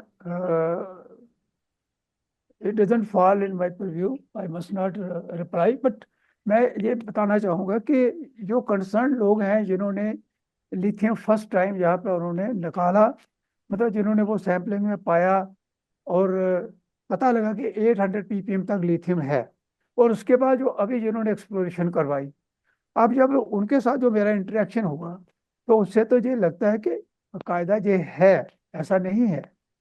अब किस स्टेज में, उसके लिए ना शैलो ड्रिलिंग करके किया है उन्होंने, वो थिकनेस जो लेयर है बहुत ज़्यादा मोटा नहीं है, और वो टॉप पे ही है, उसको तो स्क्रैप करके ही निकाल लेना है। और बाद में उसका प्रोसेस है कैसे, बहुत सारा पानी चाहिए होता है उसके लिए, उसको सेपरेटेड आउट फ्रॉम द वेग मटेरियल। तो वो सारा कुछ जो है वो फर्दर क्या हुआ है, उसमें क्या चीज इन्वॉल्व है, क्यों उसको इतनी जल्दी शाया किया गया, I should say at a very immature stage. जी in my opinion it should have been thoroughly first got investigated, reserves को जो है वो पूरी तरह से फ्रॉम ऑल पैरामीटर उसको पहले एस्टेब्लिश करना चाहिए था, फिर उसका ढिंडोरा पीटना चाहिए था। मैं तो ये कहूँगा, पता नहीं मैं कुछ गलत तो मैं बोल गया हूँ, और क्यों, सर क्यों वो, मैंने वहाँ काम नहीं किया हुआ है, नहीं मेरा काम वो। आप बिल्कुल ठीक कह रहे हैं सर, क्योंकि जो कमर्शियल वायबिलिटी है, जिन्होंने टेंडर भरना है, उन लोगों को, बिकॉज वो बिजनेसमैन है, चाहे जी वो जी वर्ल्ड वाइड कोई भी ऑर्गेनाइजेशन हो, उनको भी कोई जी वैल्यू दिखेगी तभी उसमें जाएंगे। जी सर जम्मू से रिलेटेड एक question, then I will hand it over to doctor Vikas. Sir जी। जम्मू में आपने इतने ज्यादा एक्सप्लोरेशन किए, कॉपर के, डायमंड के, तो नगेट्स मिले भूटान में, बट फाइनली प्रोपोर्शन काफी कम था, it was majorly copper. Sir JNK में क्या कोई प्रेशियस मटेरियल या मेटल, क्योंकि एक तो हमें नीलम का ही पता है सर, जो नीलम भाई है, नीलम नीलम बिल्कुल। निकलता है वो काफी पुरानी माइंस हैं, कोल हम्म। माइंस हैं कहीं पे, आयरन ओर्स हैं कहीं पे, बफलियाज में लाइम निकलता है। इसके सिवाय सर और कोई प्रेशियस मटेरियल या हमारे यहाँ पे कोई भी ऐसा नहीं है सर जो निकलता हो या जिसके ऊपर वर्क किया जा रहा हो? देखिए, मैं आपको बताऊंगा, इसमें शेर संतू का नाम सुन रखा होगा ने, शेर संतू, ये जो त्रिकुटा हिल्स हैं, इसी के साथ इसी फॉर्मेशन में लेड जिंक रिपोर्टेड है वहां से। लेड के बड़े बड़े इनको ना, आई शुड से के बहुत बड़े बड़े इनको ना वो बोल्डर टाइप के मिले थे किसी रोड कटिंग में। तो फिर बहुत ह्यू एंड क्राई हुआ, आइटम बनाया गया, उसमें मेरे बहुत पहले के लोगों ने भी उसमें काम किया, एंड अल्टीमेटली दे फाउंड कि वो इकोनॉमिकली वायबल नहीं था। इसी तरह श्रीनगर में लाश्तियाल करके है, वहाँ पर कापर का पता चला, and finally it was investigated. अब सीमेंट का, ये इसका जिप्सम का, जिप्सम का है, और वो जिप्सम कहीं कहीं माइन किया है। आप खुद जाते हुए बटोर जाते हुए आपने रास्ते में देखा होगा, कई जगह में वो उसके बेनिफिशिएशन करके निकाल रहे होते हैं। तो वो खुद पक्का करके माइंस हैं वहां से निकालते हैं। जिप्सम है, बांजल गला में लाइमस्टोन है, सीमेंट ग्रेड का।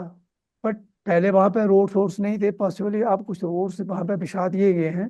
तो इसी तरीके से कालाकोट साइड में भी कुछ लाइमस्टोन डिपॉजिट्स हैं जिनका सीमेंट ग्रेड का है, उसका किया जा सकता है। जो श्रीनगर में कोई सीमेंट प्लांट लगा है, तो उसका ये बताते हैं कि उसकी क्वालिटी अच्छी नहीं है, बट फिर भी उसको बढ़ावा देने के लिए गवर्नमेंट ने शायद पॉसिबली बाहर वाले सीमेंट के ऊपर लीवी ज़्यादा लगाई थी ताकि लोग लोकल वाला सीमेंट यूज़ करें। बट लोग घर तो वंस लाइफ बनाते हैं, तो हर बंदा चाहेगा कि भाई वो क्वालिटी के साथ समझौता नहीं करेगा, कंप्रोमाइज नहीं करेगा। तो ये कुछ चीज़ें ऐसी हैं, in that way our duty presently and our state, it has been unlucky.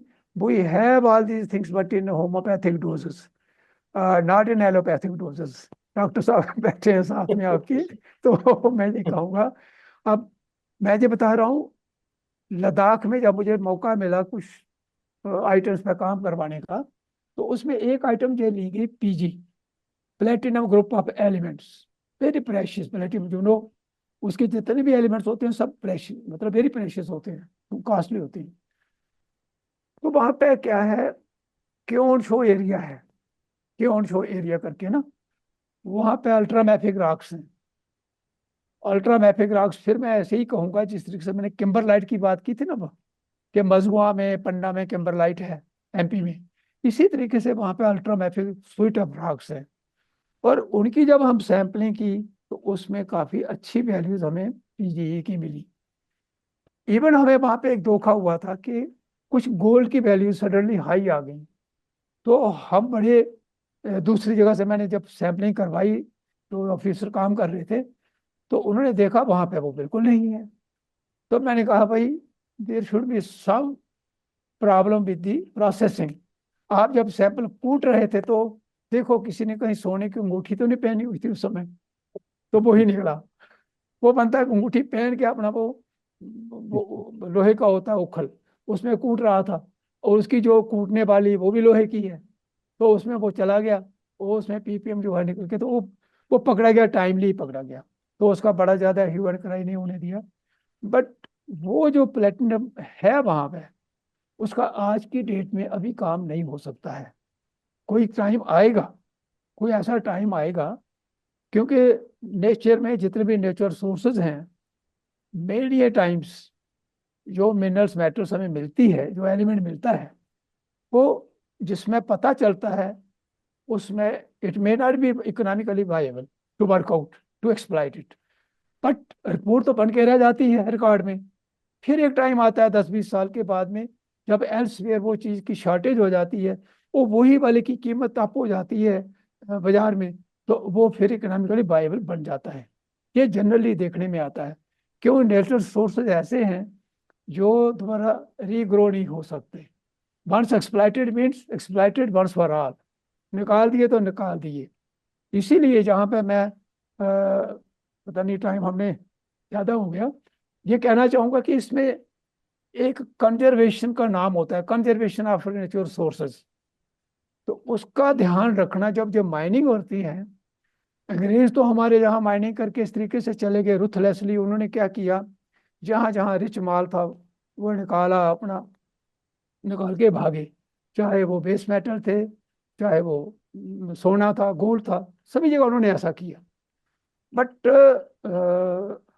I am pained to say, I am pained, very much pained to mention it, कि this even today our private mining companies, they are doing the same, they are following the same route. They are not bothering about the conservation aspect. Under conservation aspect, we have to make a average grade by mixing higher and poor, दोनों को मिला के एक workable grade बनाना पड़ता है। मान लो copper का कहीं पे माइनिंग हो रहा है, एक पोर्शन में आपका 5% कापर है, दूसरी तरफ आपका 0.5% कापर है, आप क्या करेंगे, 0.5% कापर को नहीं छोड़ेंगे, आप 5 वाले के साथ में साथ साथ माइनिंग करके मिक्स करके एक अप्रॉक्सीमेट 1.5 या 2.5% कापर का आप माइन आउट करेंगे। तो ये होता है कंजर्वेशन एस्पेक्ट। अगर आपने रिच रिच करके निकाल लिया, वो जो पुअर रह गया, वो कभी भी वो मैं ये कहूँगा बहुत बड़ा लॉस है, वो कभी भी मतलब काम में नहीं आएगा। तो ये कंजर्वेशन एस्पेक्ट जो है, किसी प्राइवेट कंपनियां they don't bother about it, हालांकि मैंडेटरी है, उनके लिए मैंडेटरी है, देयर आर नॉर्म्स कि how they have to go for mining and which are the norms which they have to follow, वो सारा कुछ है। बट जनरली देखने में ये आया है, जो मैंने अपने मतलब सर्विस के दौरान देखा है, I am talking about that. बहुत अच्छा सर पॉइंट रेज किया आपने, ये माइनिंग का लेके। मुझे लगता है कि जो लोग पावर सेंटर्स में बैठे हुए हैं, कंसर्न लोग, वो आपके इस सुझाव को जरूर माने कि हमें कंजर्वेशन वाला जो आप एस्पेक्ट बता रहे हैं, क्योंकि धरती को हम माँ बोलते हैं, ये हमारे रिसोर्सेज हैं, तो ये हमारी हमारी प्रॉपर्टी है, तो इनको कंजर्व करना। अब अंग्रेजों के अगर फुटप्रिंट पे आज भी प्राइवेट कंपनीज चलेंगी, माइनिंग कंपनीज, तो बड़े दुख की बात है कि हर चीज कमर्शियल एंगल से नहीं देखी जानी चाहिए। अंग्रेजों और हम में कुछ फर्क होना चाहिए। वो तो आए थे हम पे कब्जा करने, हमें गुलाम बनाने, वो तो एज ए कॉलोनी हमें ट्रीट करते थे। लेकिन आज की अगर प्राइवेट कंपनीज उसी फुटप्रिंट पे चल रही हैं, तो मुझे लगता है कि ये एक कंसर्न की बात है। और मैं आपका आभार व्यक्त करना चाहता हूँ इस पॉइंट को रेज करने के लिए, इसको सामने लाने के लिए। और मैं अपील करना चाहूंगा जो कंसर्न मिनिस्ट्रीज हैं, अगर ये नॉर्म्स बनी हुई हैं, अगर इनको फॉलो नहीं किया जा रहा है, हम अक्सर सुनते हैं नाम माइनिंग माफिया, तो मुझे लगता है कि ऐसी प्राइवेट कंपनीज ऐसे रूल्स की धज्जियां उड़ा के, माइनिंग माफिया जो टर्म है मुझे लगता है उनके लिए ही बनाई गई है, तो इस चीज को रोकना चाहिए। और ये जो आपने सर चीज सामने लाई, मैं इसके लिए आपका धन्यवाद करना चाहूंगा, आपका आभार प्रकट करना चाहूंगा। सर, आपने बहुत सारे पदों पे काम किया, बड़े बड़े अलग अलग टेरेन्स पे, डिफिकल्ट टेरेन्स में भी काम किया। You rose up to the level of senior deputy director general आप के पद तक आए। और आपने, जैसे हमने आपकी जर्नी देखी कि काफी मुश्किल टेरेन, भूटान में एक्सपेडिशन पे गए, आपने मध्य प्रदेश की बात की, उत्तर प्रदेश की बात की, और कई कई दिनों तक, महीनों तक, और इवन भूटान में आपको बच्चों की स्कूलिंग का इशू आया और जी आपको जम्मू में उनकी स्कूलिंग के लिए डालना पड़ा। तो सर आपकी कहीं ना कहीं प्रोफेशनल असाइनमेंट्स में आपकी पर्सनल लाइफ को इम्पैक्ट किया होगा। तो आपने सर ये वर्क लाइफ बैलेंस जो एक आजकल बात की जाती है, तो उसको कैसे मेंटेन किया आपने? फैमिली को कैसे ये श्रेय ये बैलेंस करने की कोशिश की सर? ये सारा श्रेय मेरी वाइफ को जाता है। लेटर बच्चों ने भी समझौता किया, क्योंकि अर्ली स्टेज में ही, अब जैसे मैंने बताया कि अराउंड 22 ईयर्स तो मुझे फील्ड वर्क करना पड़ा, और हर साल एक रिपोर्ट बना के जमा करना पड़ती थी। कभी पब्लिश हुई, कभी अनपब्लिश रिपोर्ट्स। बीच में कुछ टेक्निकल पेपर्स जो हम लिखते हैं वो जगह जगह हम प्रेजेंट करते हैं, पब्लिश हो जाते हैं। तो उसमें जो सेपरेशन होती थी फैमिली से दूर, तो वो हर बार जो है, वो मेरी वाइफ जो है वो एक तरह से फिर वो भी अपने डोगरा प्रदेश ही होने के नाते उन्होंने का बहुत बड़ा योगदान रहा। अदरवाइज मैं कुछ नहीं कर सकता था। और बच्चों का भी उन्हें इस तरीके से ध्यान रखा कि मैं ये कहूँगा कि वो बच्चे कुछ कर पाए, क्योंकि उनकी जो इनिशियल स्टेज की स्टडीज थी, आप सोच लीजिए कि अगर शुरू के 10-12 साल ऐसे थे कि मुझे कंटिन्यूसली 5-5 महीने, 6-6 महीने, एक्सपीडिशन का तो 3 महीने जाते थे, बाकी जो थी असाइनमेंट्स उनमें तो 5-6 महीने हमको मैंडेटरी था। 180 डेज फील्ड में करना ही करना है काम। जबकि आज के जर्नलिस्ट को ऐसा नहीं करना पड़ता है, उसे तो बहुत कम समय के लिए जाना पड़ता है, फिर वो नई नई टेक्नोलॉजी है डेटा कलेक्ट करने के लिए, तो आसान हो गया है। पर हमारे टाइम में ऐसा नहीं था। तो उसमें मेरी वाइफ ने मुझे बहुत साथ दिया है, और बच्चों का भी ध्यान रखा है। तो इसलिए बच्चे भी आज की डेट में अपना बहुत अच्छा कर पाए हैं। जो मैं सोचता था एक टाइम में अपना डॉक्टर बनना, वो मेरे बेटे ने बाद में करके मुझे मेरी इच्छा पूरी कर दी। तो आप you may be knowing about my son, no? क्या नाम है सर उनका? He is a doctor Sanjeev Kumar Dhingra. Recently he has taken over as a yes HOD sir, actually, oh at very good. अच्छा, वो एट आपके बेटे हैं सर? बहुत बड़ा बहुत नाइस। मैं बड़ा बेटा है मेरा। हाँ, मेडिकल कॉलेज में सर जय सीनियर रहे जय हैं हमारे। जय। हाँ, अभी आपको सर मुबारकबाद। आपके बच्चे भी आपके थैंक यू, नक्शे कदम थैंक पे यू, चलते हुए एक मकाम हासिल कर रहे हैं। थैंक तो यू, बहुत बहुत बहुत आपको सर शुभकामनाएं इनके लिए और सर के लिए। थैंक उनको यू। तो जानता हूं मैं पर्सनली। जी जी जी। तो बहुत अच्छे डॉक्टर हैं वो सर, बहुत नाइस डॉक्टर हैं। और अब मुझे समझ आया कि अगर ऐसे जीन्स हैं उनमें तो तो वो स्वाभाविक है उनका इतना अच्छा डॉक्टर होना।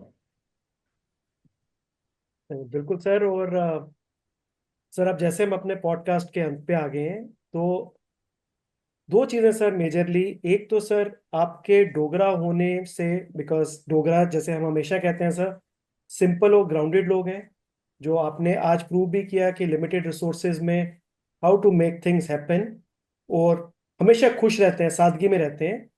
आपकी इस कल्चरल आइडेंटिटी ने सर, आपने पूरे हिंदुस्तान में काम किया, एक आपकी लीडरशिप को किस तरीके से मुतासिर किया। दूसरा सर, आपके डोगरा होने के जो, एक तो दिख ही गया, क्योंकि सर जैसे उनको पता चला आप डोगरा और पहाड़ी हैं, आपको उन्होंने सारी वही असाइनमेंट दी जो इतने हजारों फीट ऊपर की असाइनमेंट्स थी। तो सर आपको कैसे एक रेजिलियंस और एक जिंदगी में अप्रोच ड्यूरिंग लीडरशिप रोल्स, क्योंकि आप सर बहुत सीनियर लेवल पे जीएसआई में रह चुके हैं सर, कैसे आपको उन्होंने लीडरशिप में हेल्प की सर, बीइंग ए डोगरा? देखिए, ये मैं ये कहूँगा कि जैसे जैसे जिम्मेदारी मुझे मिलती गई, और मैं with grace of God and with cooperation of my juniors and even seniors की आशीर्वाद से, मैं उसको निभा सका, उस जिम्मेदारी को। तो कुछ ऐसी चीजें थी, जैसे मैंने पहले मेंशन किया, कि इनबिल्ट भी कुछ चीजें हम अपने साथ संस्कार लेके चल रहे थे। बैकग्राउंड ऐसी रही, एक वो काम आई उससे एक वो कॉन्फिडेंस रहा सदा। दूसरा जो मुझे एक मौका मिला एडमिनिस्ट्रेटिव ट्रेनिंग लेने का 4 महीने, उसमें मैंने कुछ ऐसी चीज़ें वहाँ से सीख के आया, और उसकी वजह से फिर मुझे इन सर्विस और भी वो चांस मिले। Indian institute of management Ahmedabad, मुझे 3 हफ्ते की ट्रेनिंग वहाँ पे भेजा गया। कुछ ऐसी जगह मुझे ट्रेनिंग देने के लिए भी एज ए ट्रेनर भेजा गया फिर। तो वो सारी चीज़ें in totality they came to my help to tackle such issues. मैं इसमें एक इंसिडेंट बताना चाहूँगा। When I moved on promotion from Bhopal, Bhopal, I was looking after that office, circle office, in 2002 as a director in charge. As soon as I became deputy DG, I was shifted to Nagpur.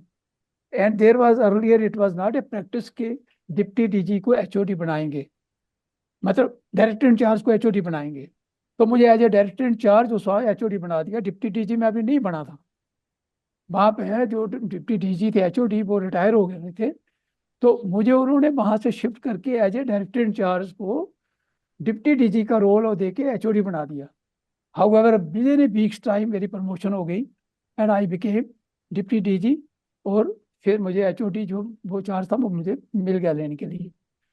तो मैंने first thing जो वहाँ पे इतने बड़े office में notice की, seminary hills में हमारा ऑफिस है नागपुर में, आईबीएम का ऑफिस भी बहुत दूर नहीं है, कोल इंडिया का ऑफिस भी मल्टी स्टोरी नज़दीक है, बहुत बड़ा एरिया है वो, बहुत ही कहूँगा पोश एरिया है नागपुर का। तो I observe certain things which I could not digest because being a Dogra, and I did not carried any such habits जैसे च्यूइंग ऑफ पान, स्मोकिंग या टेकिंग लिकर। ये नज़दीक में जाता नहीं था, मेरे पेरेंट्स से था। तो मैंने ये देखा कि ऑफिस में कुछ डायरेक्टर रैंक के लोग वहाँ पे, मेरे पास जिसमें मैंने टेक ओवर किया है एचओडी, अराउंड 36 डायरेक्टर्स थे। Each project was headed by director. तो ये सारे लोग मतलब टोटली भोपाल को मिला के, रायपुर के मिला के, पुणे को मिला के, और नागपुर प्रॉपर को मिला के, और रायपुर को, ये सारे मिला के। और इतने में उस ऑफिस में देखा कि एक कर्टन्स लगे हैं, डर्टी हैं, लोग बैठे हैं, कई लोग च्यू करके वहाँ नीचे अपना डस्टबिन रखा, उसी में चुपके से वो कर देते हैं, क्योंकि हैबिट है लोगों की, वहाँ बहुत ज़्यादा वो करते हैं। तो मैंने देखा कि भाई मुझे कुछ वो चीज़ पसंद नहीं आई। तो मैं एक one day late in the evening I called a meeting, जो मेरे नज़दीकी के डायरेक्टर थे उनसे मीटिंग बुलाई। मैंने कहा कि व्हाट इज दिस, यहाँ पे क्या नहीं जी, ये फंड्स नहीं होते हैं। मैंने कहा there should not be any dearth funds. First we should make comfortable a person where he has to work, his working place should be made so comfortable that he should spend more time. He would like to spend more time in office than going to home, because every one of us cannot have that kind of atmosphere, good atmosphere at our home. हो सकता है आप 2 कमरे के छोटे से मकान में किराए में रह रहे हैं, जैसे मेरा अपना था वहाँ पे। उसमें तो मुझे वहाँ पे सरकारी भी अकोमोडेशन मिली हुई थी, गाड़ी मिली थी, उसका कोई प्रॉब्लम नहीं थी। पर बहुत सारे ऐसे साथी थे जॉर्जिस से। तो मैंने कहा office should be a place fully furnished, आरामदेह हो, जहाँ पे कूलर है, कूलर दो जिसको, क्योंकि गर्मी बहुत पड़ती है नागपुर में। तो मैंने उसमें थोड़ा सा ये अपना वो फार्मूला लगा के, जो मैंने सीखा था ट्रेनिंग के दौरान, मुझे किसी से कोई परेशानी नहीं आई। फंड्स उसके लिए मिल गए, कर्टन चेंज करवाए, ये कराया वो करवाया। Even in the building stair के ऊपर जाते थे, जगह जगह ना लोगों ने स्पिटिंग करके, वहां पे बाल्टी रखी है रेत डाल के, उसमें स्पिटिंग करी है, और उसमें कम पड़ा है, दीवार पे ज्यादा पड़ा है, दीवार पे ज्यादा पड़ा है। तो देर आल्सो मैंने सोचा तरीका, मैंने कहा कैसे टैकल करा जाए। तो मैंने क्या किया, पहले तो उनको हटवाया, वहां से साफ सफाई करवाई। मैंने कहा कोई जहाज जैसा रखने की जरूरत नहीं है। और मैंने कहा जहाँ वो टर्न आता था, उस टर्न पे मैंने गणेशा की प्रतिमा लगवा दी। जगह जगह जगह जगह 2 4 6 जगह इन्हें लगवाई स्टेयर्स वो बंद हो गया, वो बिल्कुल बंद हो गया। कौन उसके ऊपर ऐसी हरकत करना चाहेगा? तो ये this was one of the technique. और ऐसे करके फिर एक और मेरे दिमाग में आया कि मुझे किसी ने, जहाँ जब मैं गया तो HOD बन के वहाँ पे, तो मेरे एक वेल विशर थे, उन्होंने मुझे बोला, भाई मैं बाहर रह चुका हूँ, मेरे मच सीनियर, मैं रह चुका हूँ, be careful about drivers, drivers union बहुत तंग करते हैं। तो मेरे दिमाग में था, मैंने वहां जाके देखा, अरे बाबा, वो ड्यूटी करके आते हैं, बहुत बड़ा ऑफिस है जहाँ पे मोर देन 1200 वर्कर्स काम कर रहे थे, बहुत बड़ा वर्कशॉप है, क्योंकि जो ई जियोलॉजिस्ट को गाड़ी दी जाती है, 2 2 जियोलॉजिस्ट को एक गाड़ी दी जाती है, तो वहाँ पे इंजीनियर भी है, मैकेनिकल इंजीनियर भी है जो गाड़ियाँ ठीक कर रहे हैं, जूनियर इंजीनियर भी है, तो बहुत बड़ा वर्कशॉप है। आई सॉ कि ड्राइवर्स के लिए बैठने के लिए कोई प्रॉपर जगह ही नहीं है। वो कोई इधर खड़े होकर गप मार रहा है, कोई इधर खड़ा है, ड्यूटी दे के आया।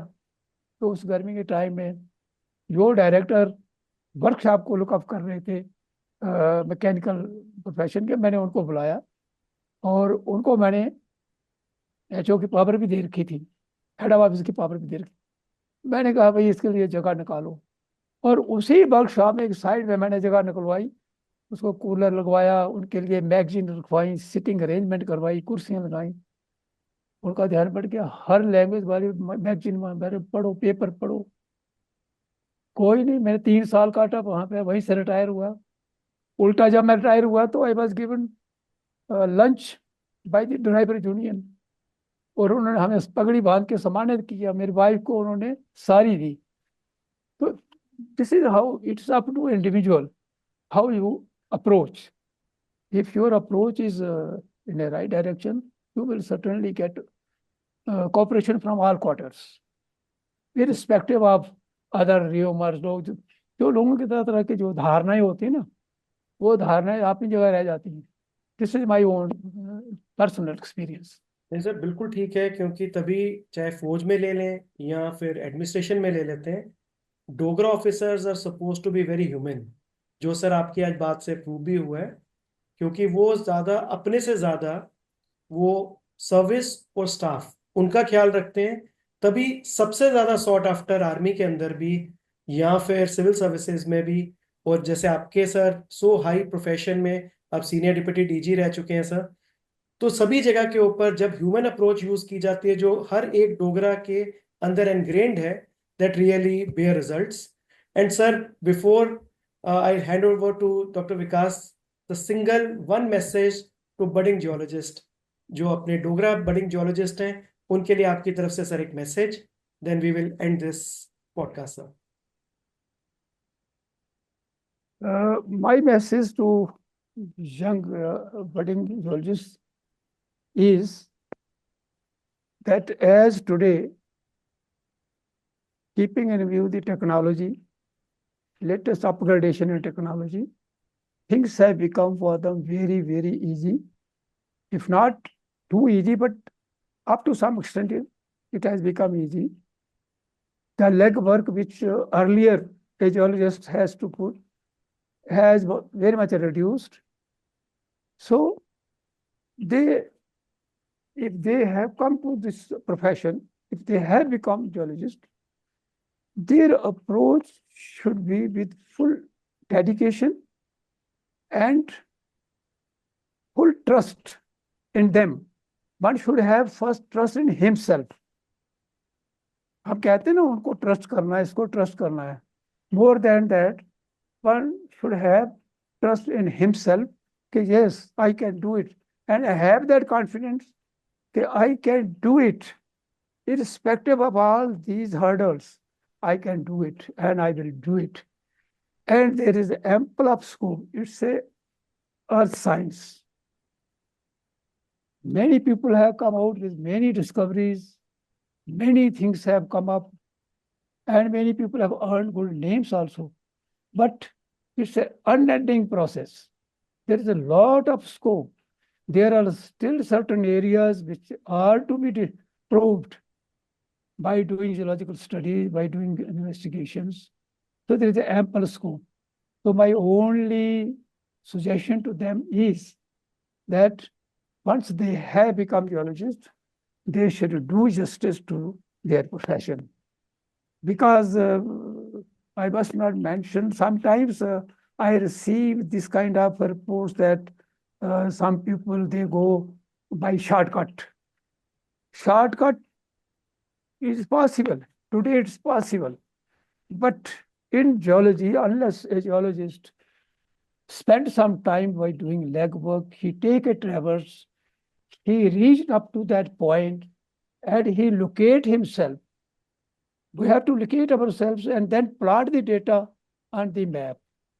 And then only the interpretation part starts. And that interpretation part definitely will be completed in lab after coming to headquarters. And that will become the report, part of the report.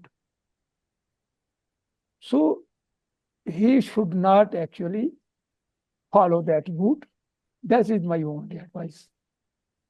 Thank you, sir. Sir thank you very much sir. आपका बहुत बहुत धन्यवाद इतनी detail में अपनी life journey share करने के लिए। और ये one of the very unique episodes रहा है टेलीकास्ट द तवी टेल्स का आज का एपिसोड। और आई ओपनिंग, यूजुअली हम सर सोचते हैं कि डॉक्टरों की, जैसे आपके बेटे भी डॉक्टर संजीव ढींगरा भी प्रोफेसर और हेड बने हैं पीडियाट्रिक्स के, तो यूजुअली नोशन है कि डॉक्टरों की लाइफ बड़ी टफ होती है या आर्मी वालों की लाइफ बड़ी टफ होती है। तो आपकी लाइफ से ये दिखा है कि एक जियोलॉजिस्ट की लाइफ भी कितनी संघर्षों से और कितने डिफिकल्ट टेरेन्स में रह के फील्ड वर्क करके होती है। तो मुझे लगता है कि ये चीज सोसाइटी में यूजुअली नहीं पता होती है। तो एक पूरे डिटेल में आपने एक इंस्पायरिंग जर्नी आपकी सर रही है। और मैं ये कहूंगा कि हीरो और सोने की खोज करते करते आप आज हमने जिस शख्सियत से अपने दर्शकों को मिलाया है वो भी एक हीरे से कम नहीं है। आपने इतनी स्ट्रगल करके अपने जीवन को नखारा। और एक डोगरा सर, जो जम्मू कश्मीर में हमें पता है कि डोगरों की कितनी हमारी अपॉर्चुनिटीज हमें दी जाती हैं या कितने स्ट्रगल से भरा है हमारा जीवन, लेकिन एक हम्बल बैकग्राउंड से स्टार्ट करके off which you are proud of, you are proud of your parents, you are proud of your beginnings. और कितनी हर्डल्स आई आपने उनको पार करके जो आपने डिटेल में शेयर की। You rose to the rank of all India level rank पे सर। आपने एक बहुत अच्छे पद पे आके आपने अपनी सर्विसेज का अंत किया। आप रिटायर हुए एक बहुत ही अच्छी पोस्ट से। तो ये एक जर्नी है कि आप कहीं से भी स्टार्ट करें, अगर आप में ग्रिट है, डिटर्मिनेशन है और आप में ज़ील है टू फाइट ऑल ऑड्स, तो आपकी लाइफ से वो सीखने को मिलता है। और मुझे लगता है कि जो आज की यूथ है जो जल्दी घबरा जाते हैं मुश्किलों को देखते हुए, आगे रुकावटें आ रही हैं तो they give up so easily. तो आपकी एक लाइफ है कि एक ये एपिसोड उनके लिए एक इंस्पिरेशन बनेगा और एक रास्ता दिखाने वाला एक जरिया बनेगा, जो ये एपिसोड देख के इंस्पायर होंगे। और कहाँ से स्टार्ट करना ये मैटर नहीं करता, कहाँ से स्टार्ट करके कहाँ पहुंच सकते हैं वो आपकी विल पे मैटर करता है। तो सर इतना अच्छी तरह अपनी लाइफ जर्नी को एक्सप्लेन कर लिया, आपका करने के लिए बहुत बहुत धन्यवाद। और एक एक चीज, एक जियोलॉजी को आपने सिंप्लीफाई करके बताया। आपने बहुत सी टेक्निकल चीजों के बारे में हमें बताया। और मुझे लगता है कि जो जियोलॉजी से रिलेटेड हमारे दर्शक हैं वो जरूर इस एपिसोड को एंजॉय करेंगे। और ओवरऑल डोगरा यूथ्स के लिए और एनी यूथ ये एक बहुत ही अच्छा एपिसोड है। मैं रिक्वेस्ट करूंगा कि इसको जरूर वॉच करें। और सर इतना डिटेल में आपको सोर थ्रोट था, उसके बावजूद आपने इतनी डिटेल में और इतने समय हमारे लिए निकाला। मैं एंटायर तवी टेल टीम की ओर से आपको बहुत बहुत आभार व्यक्त करना चाहता हूं। और sir thank you so much. Thank you. Welcome.